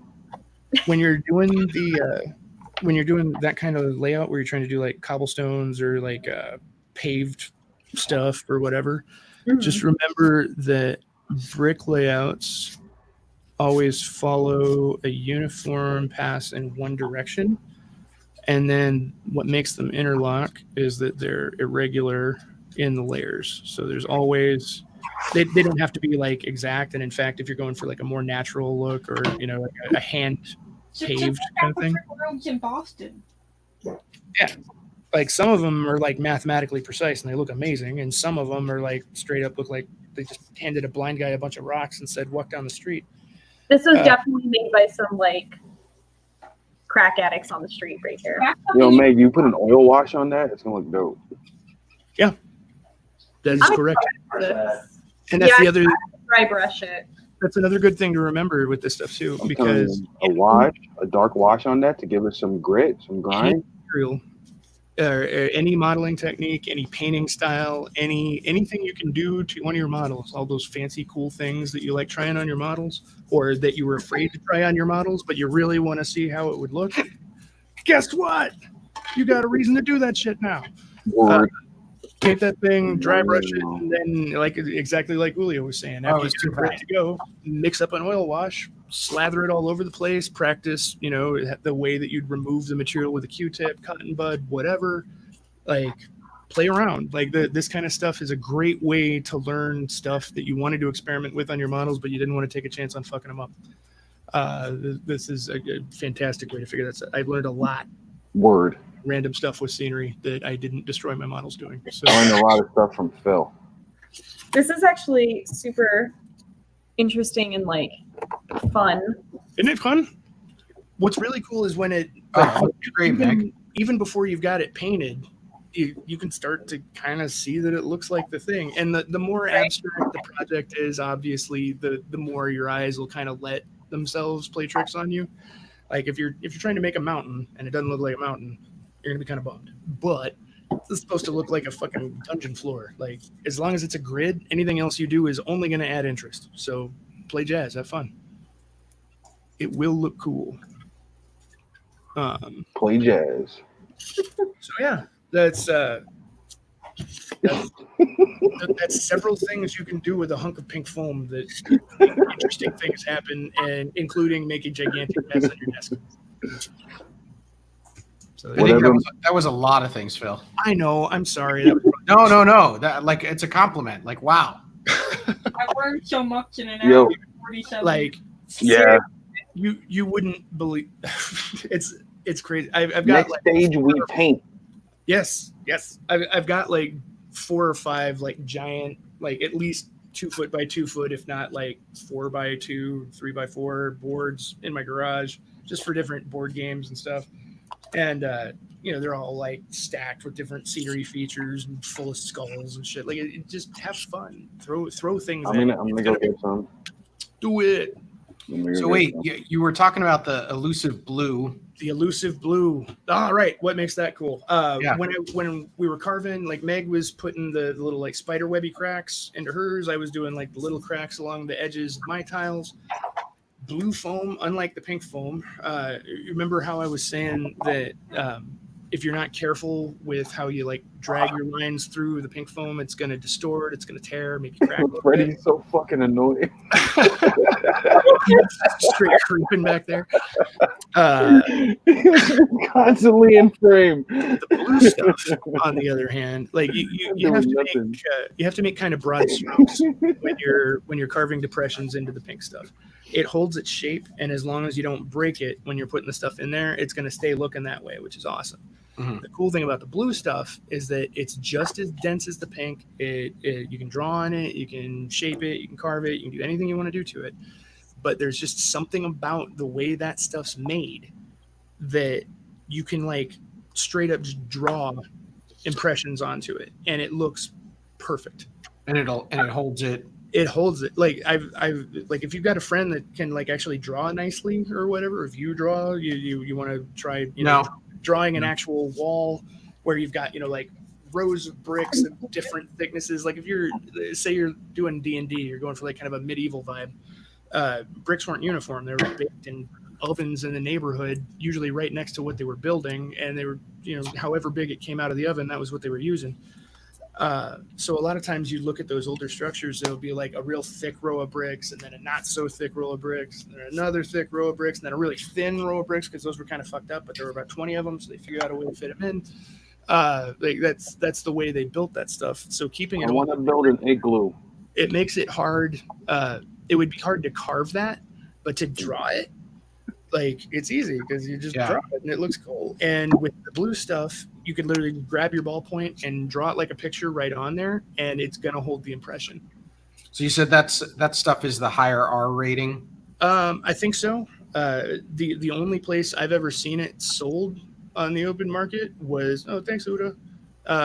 Only place I ever saw that sold on the open market was in Minneapolis, where it got sold in fucking balls. So I'm going to assume that's a cold weather type insulation. But look it up. If you can order it directly, if it doesn't cost too much to ship, it's worth having if you want to do something fancy. But if you're just trying to do like flooring and stuff, it's a little bit overkill.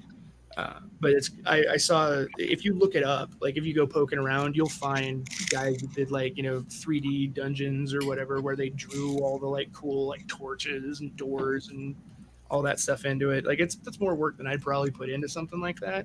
But if you're willing to commit that kind of time to it, it pays dividends. Like it's more immersive, whether it's a diorama or a gaming project, whatever sucks you into that little scene more is that's what it's for. That's what you're doing. The more cinematic you can make it, the cooler it is, the more engaging it is. I like to use basing on even just like simple models. Even if it's not like a diorama thing, I at least try and make a base that's got something of like the place that it's living at to be there.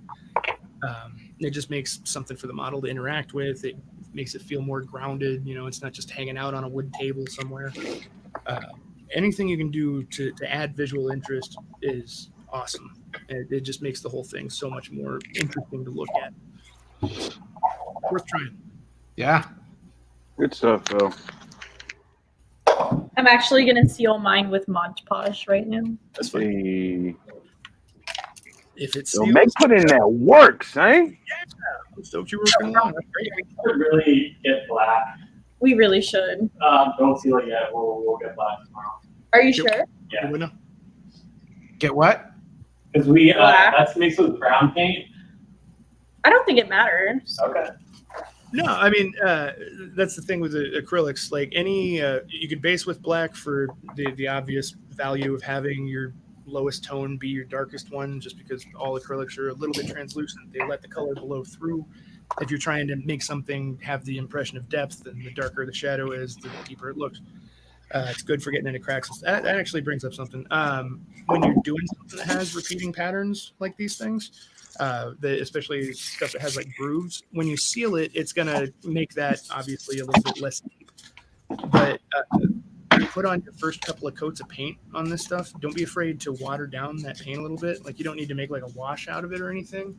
But if it's a little bit waterier, it's more likely to wick into the cracks a little bit. You can kind of like, if there's anything that's stubborn, like it's still pink, you can just kind of like stab the paint down into the cracks a little bit. You can use your shittiest brush for this.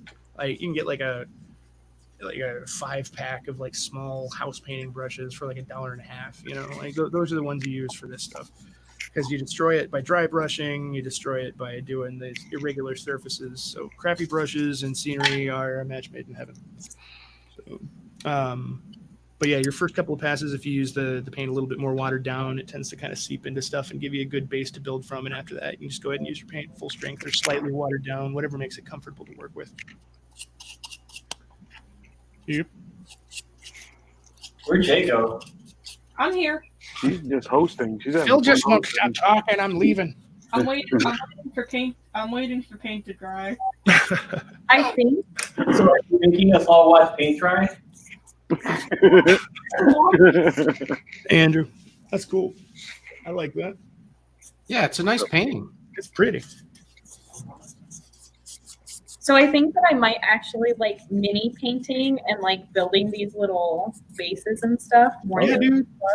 I mean, More than Gunpla? I really like it. I mean, I do, but it doesn't need to be a competition. Like that's the other thing is that this is fun. It's great for if you want to do like a board game project, if you want to do a diorama, if you want to do just a nice base for something. This is all stuff that you can extrapolate to use in a lot of different ways. But it's not just learning how to make that work. Like it was kind of like I was saying earlier, you're going to learn things that will make all the other stuff look cooler too. You'll be able to experiment with techniques that you weren't trying on your minis, that you weren't trying on your Gunpla, that you weren't trying on your tanks, whatever, and they all inform each other. I feel a lot of times when I'm talking to people about working on different types of models, there's like this weird separation. Like, it's just a different thing. I'm like, no, motherfucker, it's a fucking Hey, GBA is here. What up, GBA? So, howdy, GBA. Oh shit! Which Gentlemen, GBA do we have? But yeah, there's not as much separation as people seem to want to ascribe to different disciplines of modeling. It's just you use everything, but you will learn new things doing it, and you'll learn things that will make the other things more fun. So the more stuff you try, the more you can learn. Yeah, I'm loving this. I'm glad you're having fun. I love doing that stuff. Meg, it's basically the same thing, bigger. Yeah, I like it on a tiny scale. The miniatures, you like the super smalls. No wonder you like Freddy. I like working on minis more than Gunpla too, but I like Gunpla, so I had fun making it. Freddy's just like, why, who, why? That's wrong. It was a good opening, bro. Comedy. I'm here for the comedy. Still trying to figure out who is representing the GBA right now. No idea. Burn! Who is it?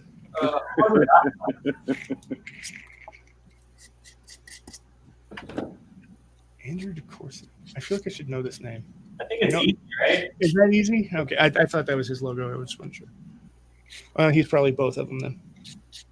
It's a mystery. That's easy. Jalen, why you want to stare at my face? You're beautiful. Excuse me, sir. I feel like I need a shave. Sir. I feel like you're pretty.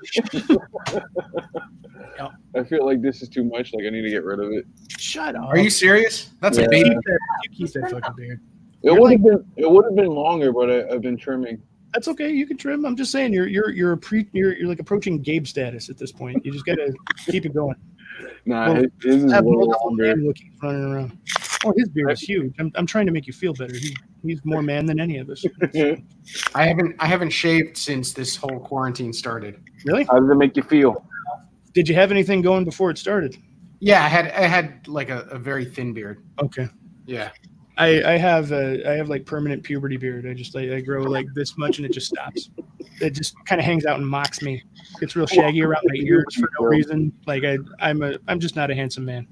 Here's the problem. So I lied to you. Phil's the handsomest.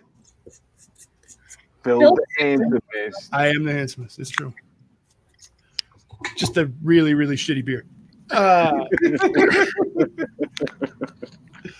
Doesn't stop me trying. Yeah, go for it, man. Go for the gold. I never admit defeat. Never give up. Never surrender. It's a mystery. All beard stream. 20 Hell yeah. And I want to work on this fucking fly demon dude some more. Yeah, dude. Can't wait for Wednesday to get some more painting done. All right. Oh yeah. If any of you guys do work on smaller stuff, or even if you just want to paint Gunpla or whatever, like just if you want to paint shit, come hang out. It's a hand painting exercise. Yeah. On what are we calling it? Wet Palette Wednesdays. Yeah. That's on Julio's YouTube, and it's a lot of fun. He's just inviting people that want to sign up and come paint stuff. And Yeah, Gabe's gonna come paint. What's up? Gabe's gonna come paint. He hit me up. Glad. I'm gonna hand paint this little BB. Yeah. Dude. Those SDs are so much fun to hand paint for real. Yeah, they really are. I'm gonna hand paint them. I'll do like a base coat with because it doesn't come with any color. There's no color on them. Yeah, that's not a BB. That's an SDX, isn't it? No, this is the BB. That's an actual BB. Okay. Yeah. Well, that's good. But yeah, that's weird that there's no color in it at all. Right? Whatever. Like nothing. They kind of go with a ton of stickers, but like nothing on it. It's just because it's Barbados. Don't put fucking stickers on it. No, I'm not. Definitely not. He came with this dope backpack thing that holds all the extra weapons and armor and whatnot, though. Oh, that is cool. I enjoy it. I like that. I got a cool Barbados Converge. I like that one. Ooh, that's nice. The regular barb or like the Rex? It's the one that's got the like sword bat. Yeah. No stickers in this house. Don't mess up your models. Yeah. Just paint the shit on there. I'm kidding. Gunplay's stickered them. You can do whatever you want. But if you don't want to put a bunch of glue all over your models, let me know and I will show you how to paint anything that is on the sticker on your dude. It's not that hard. It's not that hard. We will help. We will help. But yeah, mini paint stuff on Wednesdays is fun. If anybody's ever bored and wants to paint, chances are I'm probably doing it. So you can always hit me up and I can fire up one of these things and not broadcast it. Got the podge on there. It's the pouch. Hey, look at that glazing. Yo, Freddie, take note. My good tiles, Ben.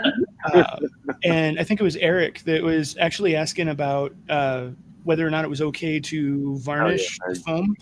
These, I actually, I would lift that concern a little bit because when you're working on the more natural feature stuff, there's a lot more surface variation. There's a lot more chance for there to be little inconsistencies in your seal.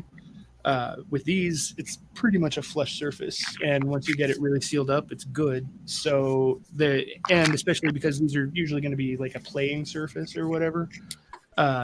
The more resilient it is to scratches and stuff, obviously, the better. You're not going to need, like bomb proofing on these things. Like just make it so that it's not going to remove your paint and you're good. But grabbing, some acrylic varnish on a brush, just the cheap stuff. If you go to any like art store, hit the paint section, they'll have giant bottles of gloss and matte varnish for like $5. Do not pay hobby varnish prices for what you're using. You're going to be using a lot. But yeah, you can just slather that stuff on there. It'll make these things extra, resilient. It'll make it so they don't scratch as much. It'll make it a little more kind of plasticky and tactile. It's a win all around. So yeah. Good stuff. So I will find more shit to talk about with these things if you guys don't stop me. When are we painting our stuff that we did today? Is that on Julio's stream? Yeah, why not? If you want, yeah. Make a few of them because painting them goes way faster than carving them, and carving them doesn't take that long. I probably did that in about 5 minutes if you really think about the active time you were working. So once again, I've never played D&D. Like a lot of times when I make stuff like this, I'm making it to replicate like a board game layout or something. Mm-hmm. So I know how many spaces and how it's laid out that I want things to be. So I kind of cut it up into all the pieces I'm going to need. And then I do my scoring and my painting and everything all like an assembly line.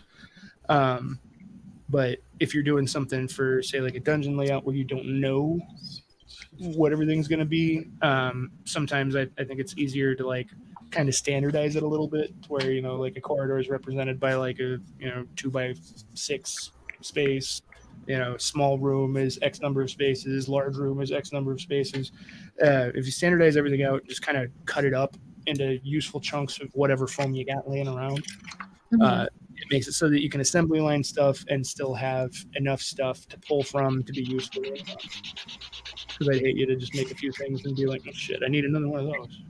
I've never actually played D&D with before. Anything I've said may be completely useless to this whole thing. I don't know. I've never played. No, that's just kind of the vibe I get from it. Is figure it out. You know, the thing with D&D is people don't always use figures. You know, Right. I never have.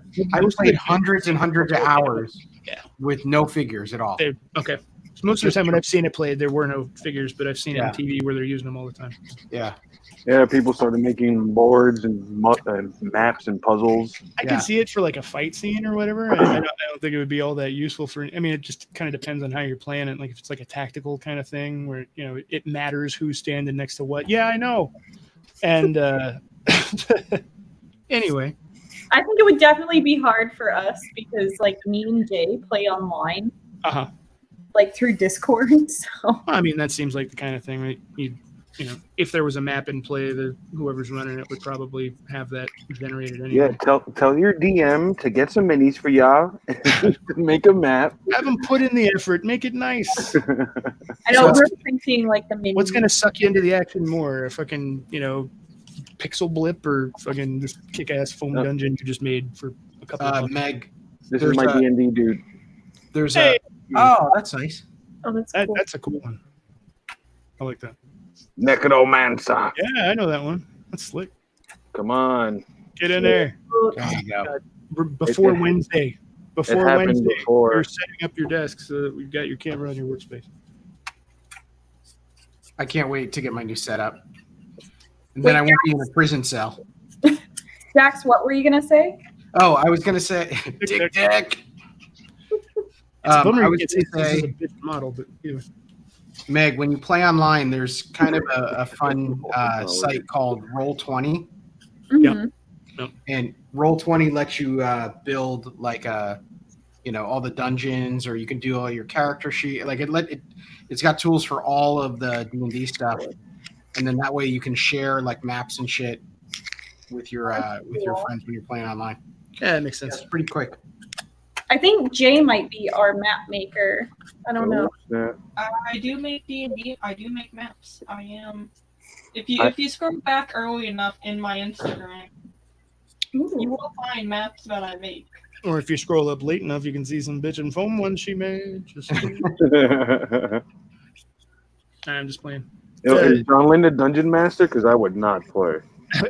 She's not. There's going to be some uncomfortable touching over the course of that.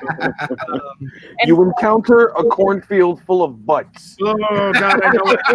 I knew this was gonna, it's like the old gypsy woman said. I mean, if you don't want to use foam for this kind of stuff, like you can make this out of cardboard in 10 minutes. It doesn't matter. Like I find, again, I haven't played D&D. I don't know, but like anything tactile, anything you can touch, anything you can reach out and get a hold of, instantly makes everything so much more immersive. And I think that's why having the model be on a base or whatever, even though it's 2 inches of earthworks around your robot's feet, it's like, to me it makes it cool. It makes a huge difference. It gives it a place to occupy. Yeah, it's cooler. It's visualizing. Yeah. And welcome to my world. I'm your dungeon master. Yeah. And you'd be, I'm not running backwards through that cornfield. It's a cornfield full of butts. So we can all run backwards butt through action. a field of dicks.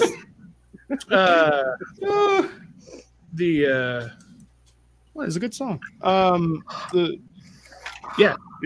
you can touch, huge difference. I'm gonna clip that. Anything you can touch makes a huge difference. It does. That's my ringtone from now on.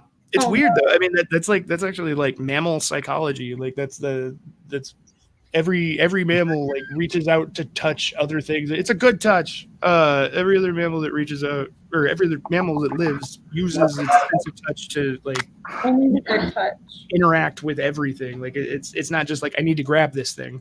It's like if a mammal's just sitting there doing nothing, it's gonna like reach out and touch something near it just to be like, are you real? Like it's cool. Do you exist? So yeah, my senses on you. This is definitely a tiny little angry religious cultist with a flamethrower, but it's the one that's in my hand, so I can imagine me on the top where the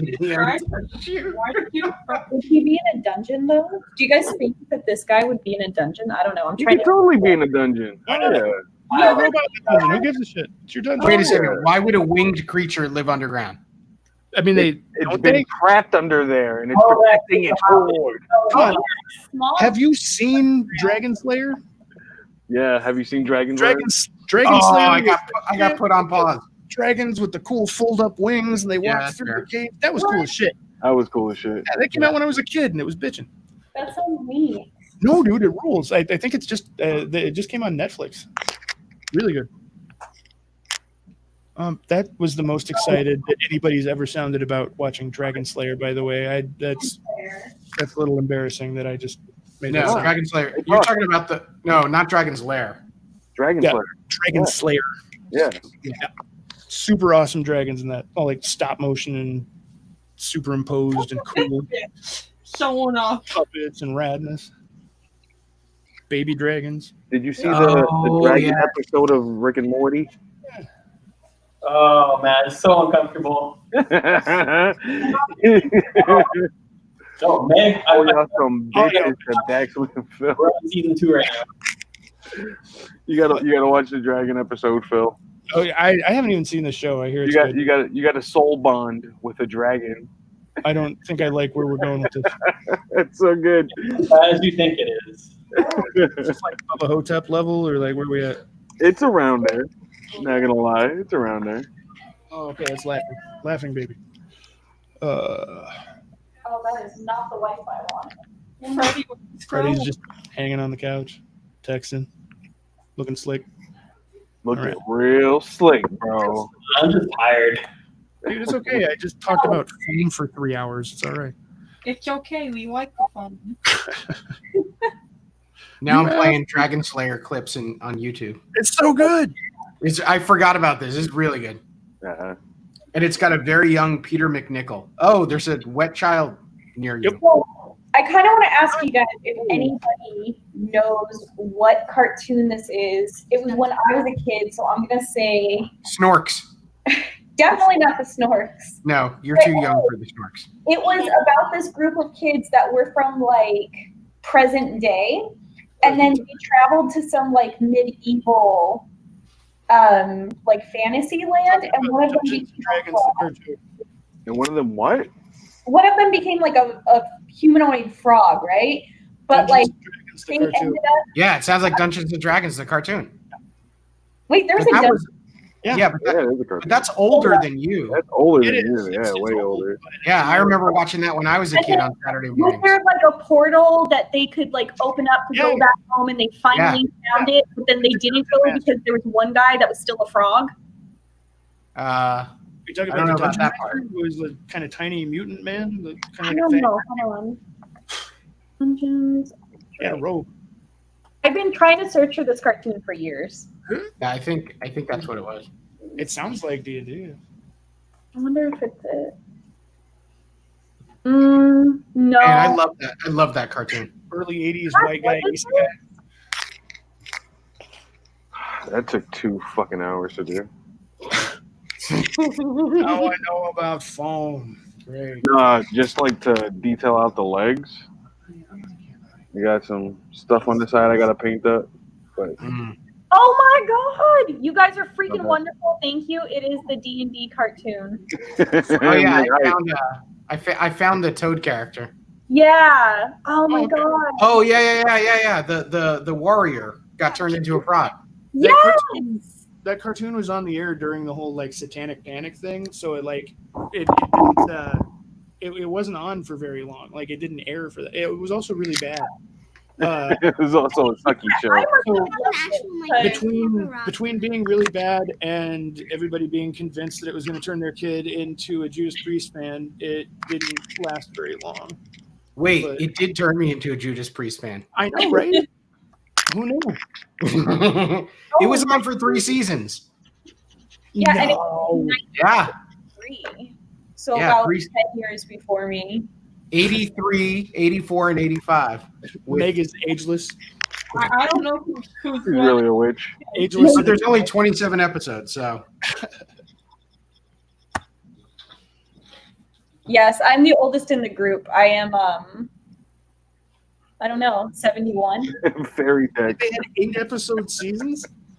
yeah, that's what it looks like. 8 in England. Crazy. I wonder where I can find that. No, it's country of origin, the U.S. You're gonna be bummed. It's Yeah, don't watch it. It's not that good. Good as a kid, though. Again. I remember as a kid being super excited. I got the Tiamat character, like the figurine. Mhm. Oh my god, it was like the greatest thing ever. Now I'm wondering, what did I even watch that on? Saturday morning cartoon. Boomerang. It might have been Boomerang. I spent a lot of time on Boomerang as a kid. Oh yeah, I keep forgetting not everybody was alive at the donut time. Yeah, you had a whole network dedicated just to showing stuff that was old enough for me to have seen it when I was a child. Yeah, Fresh. You saw that new episode? Not available streaming anywhere. Really? That's depressing. I'm just seriously, that has been like years worth of goals trying to figure out what that is. It's owned by CBS. Because like you couldn't just Google like Come to bed with us. person that turned into a frog and like the storyline. Nothing ever came up. I feel like you weren't trying hard enough. Yep. I don't know. I was, but I couldn't find it. Bunch of kids went back to a medieval time. Frog, like It wasn't. Magic You know Frog. what? Oh, Hold up. I'm gonna. oh, What? it's on YouTube. Yeah. They don't give a shit about it, so it's just the people upload episodes. I'm gonna watch this. This is what. Oh, Jabberjaw. well, it'll be fast. Oh, Jabberjaw! Unless you want to buy the VHS of it. One of my first drawings was a really horrible drawing of Jabberjaw that was on my grandfather's fridge. I fucking love Entire life. Jabberjaw. He laminated it. I love Lockjaw. I mean, it made an entire genre of music in the 90s. You're good. When I was younger, we didn't really get to walk. or cartoons. every cartoon that was an iteration of the Thundercats. It was Yeah. Thundercats, Tiger Yep. Sharks, Silverhawks. Yeah. Um, They were selling toys, man. They weren't going to fuck with a good thing. I know. I had those Silverhawk toys because those were dope. All those Rankin Bass What ones? cartoons. The Silverhawk toys. The Silverhawk toys were amazing. They were all chromed out. Janky. They were chromed, but they had like the paper thin wings that you'd like pop I out their know. arms. We didn't know any better then. Yeah, I didn't know any better. Get like 3 pops before the wings are just annihilated. Yeah. I still have my original Mumra. Okay, Mumra was dope. Yeah. That was a cool toy. I didn't have Mumra. Mumra had like that ring in his back. You like pushed it into it and his eyes lit up. Yep. His eyes don't light up on mine anymore. I could not. Mumra was out of the available budget for young Phil, but I had wealthy friends. I got to see the cool things. Just never had them for myself. Now I feel bad. No, I make things out of foam. I make friends. It's okay. It's great. So Phil, was that one of your offspring? That was the one and only. Yes, that is Nice. Nora, the actual one and only. How old is she? She is 6. 6. That's awesome. And adorable. She's pretty great. She's pretty great, man. I sent remind me. I sent Tex this picture earlier on because she's a gal. But Nora, I came downstairs and I found a really crudely scrawled passage from the Raven that Nora apparently transcribed while eating oatmeal this morning. You are So if anybody had any doubt that she's mine, let me Yeah. go ahead and put that to bed for you right now. I did that. I did that. That is me. Shit, you're raising a good kid, so. She rules so hard. Yeah, she rules so hard, dude. You are correct, sir. That's awesome. Yeah. 8 different types of Voltron. My friend's kids are the best kids because they're not mine. Exactly. I only remember 3 types of Voltron. I remember 2. Had kids. That's another sad story, actually. There was the lions, obviously. There were the cars, Right. and then there was the one that was just like it was a bunch of different vehicles. It was like a And vehicle force. There's like 20 spaceships that are all Yeah. different shapes that piled into a semi-robot shape somehow. yeah. No, there were 2 versions of the lion one. There was the big clunky plastic one that didn't look right and the proportions were all fucked. And then there was the super slick die-cast one. Oh, Oh, that die-cast Gentlemen, one. yo, how long is your stream for, gentlemen? Oh, yeah. We're going on for 2 hours and 19 minutes, so fun till people till everybody leaves. Until August. Anyway, the metal one was super cool. Yeah, the And metal one was awesome. it was way smaller than the big clunky plastic one, but like all the proportions were right. It was like metallic paint made of metal. It's super cool. And there was I got him. That was like the one super awesome toy that I got when I was a kid. I got it for Christmas, and there was a scam going around because it was apparently super rare. That they were saying that the paint was toxic or whatever. They had fake recalls. Oh, wow. And my folks bought it and sent back my fucking Voltron. What? Best Christmas ever. And now I have a giant Voltron sticker on my desk that Joel made me, and that's almost as good. So we're set. Oh yeah. So if you have an actual metal Voltron from back then, enjoy it. I had it, Phil. Fuck yeah. I don't have it anymore. Damn it. But I had it. Yeah. That was a cool toy. I loved it. I'm not a big toy guy. That's my rosebud is what that is. And everybody got real quiet. That was intended to be a joke. Sorry, Bill. Didn't mean for that to get serious there. That was not where I was going. It's a dark, real book. I'm like concentrating and fucking it up. Seems like you're concentrating hard enough. Yeah. Thanks, gentlemen, you piece of shit. Damn. Fucking over here clapping for me. Don't clap for me. I'll do what I want. Do what I want. Come on, just stay there now. Stay there now. You're perfectly centered. Stay there now. Take back what you say to all the girls. Yeah, just stay still. Just stay real still. And yeah, Meg, the next time you do those like little spider webby cracks on the foam, don't do what I did. You don't need to carve them. Okay. I mean, you can. It works. But you'll get a cleaner resolution if you just grab a ballpoint pen and just draw it in over and over and over again. It'll make enough of a depression there that it looks like the crack, and you don't have to like carve into it. It kind of breaks the. Okay. I'm sorry, that was me doing that because I couldn't find a ballpoint. But yeah, all the carving stuff, absolutely do that with the scoring and then the reinforcing. But if you just do That's right. She used a mechanical pencil. I did. So okay. It's voided. Fair enough. Yeah. It's too late now because it's all modged up. It's still going to look cool, like it is, but you'll get more control over what it's going to look like if you draw it in with the ballpoint because you're just kind of pressing it into the surface. Mm-hmm. I'm so excited for this. Like I don't know. It's going to be awesome. It's so much fun to paint. You're going to love it. Oh, I know. I don't know how I'm going to do it yet. Well, you guys have an airbrush too, don't you? Yeah. Yeah. I mean, they're super easy to hand paint and dry brush and do whatever you want with them. But like I was saying earlier, you can actually get kind of fancy with them if you look up board game tiles for games like Space Hulk or like Hero Quest, any of the old like kind of Milton Bradley Games Workshop crossovers.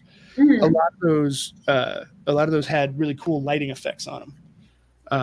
Like I was saying, like for like the sci-fi ones, you've got like docking bay, like airlock alarms or whatever. For the fantasy ones, you've got like torchlight or just like there's like a glowy light in the middle of the room that makes the center brighter than the rest of it. That's all stuff you can do with real soft like radial airbrushing that looks really cool.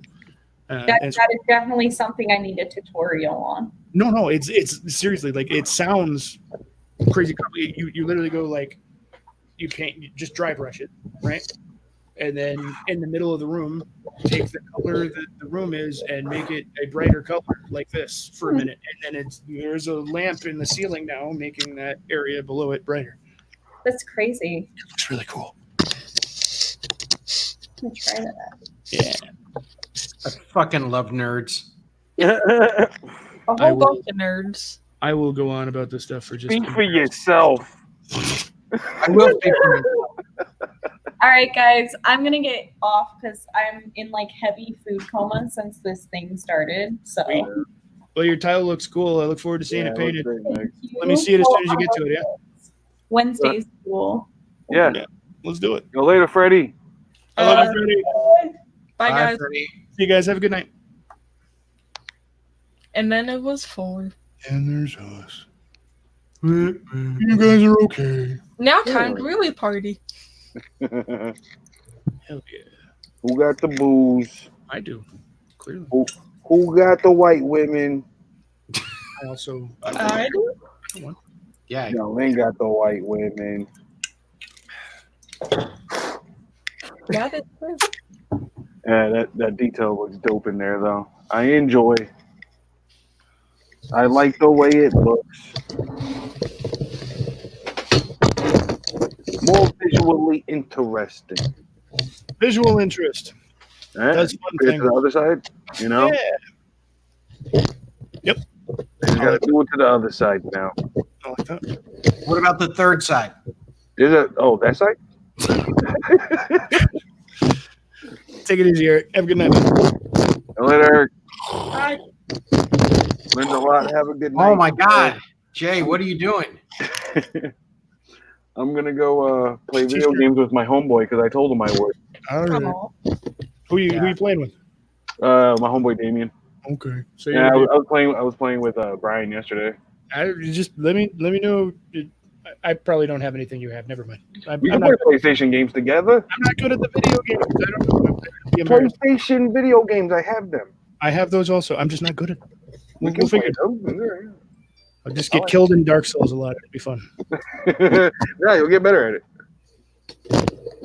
I'm just replaying Diablo 3 now. Diablo. I was just thinking that for Phil, like a Torchlight or a Diablo. Yeah.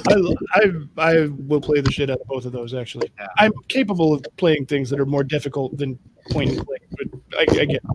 Yeah. I just like completing all the quests and collecting all the shit. They were just fun to look at. Like Torchlight especially had that really fun kind of bubbly art style that had all the cool colors and stuff in it. Torchlight 2 is multiplayer.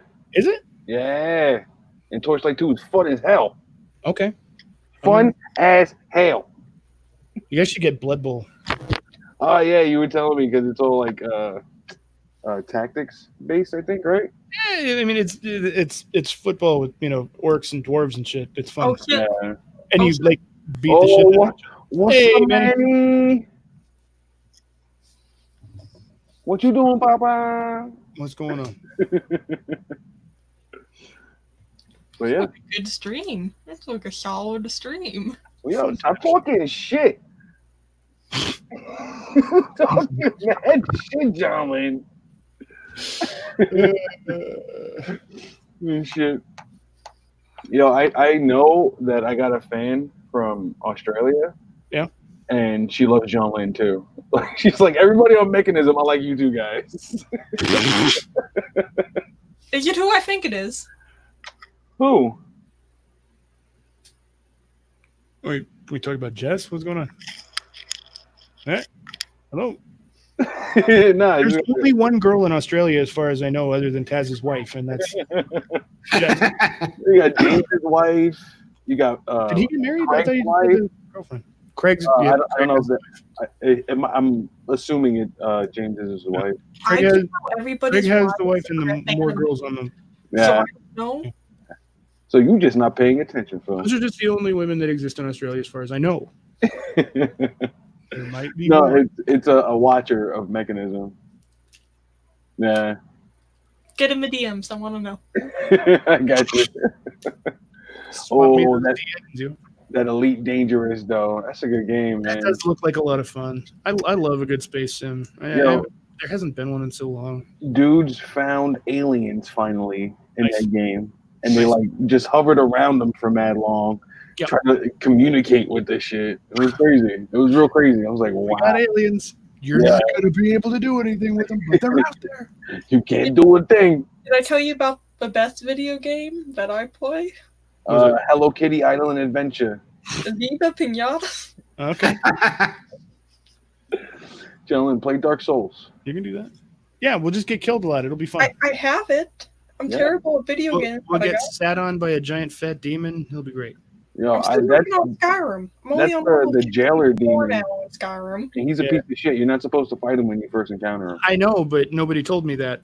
And so I spent a long time just getting hopelessly destroyed by that thing because I didn't understand the logic of Dark Souls, which is Same. fuck you. Yeah. Same, Phil. When that game first dropped, that was my first foray into any like Soulsborne type game, and I was there trying to fight that jailer demon the first time. I'm like, dude, I'm level baby dick right now. Yeah.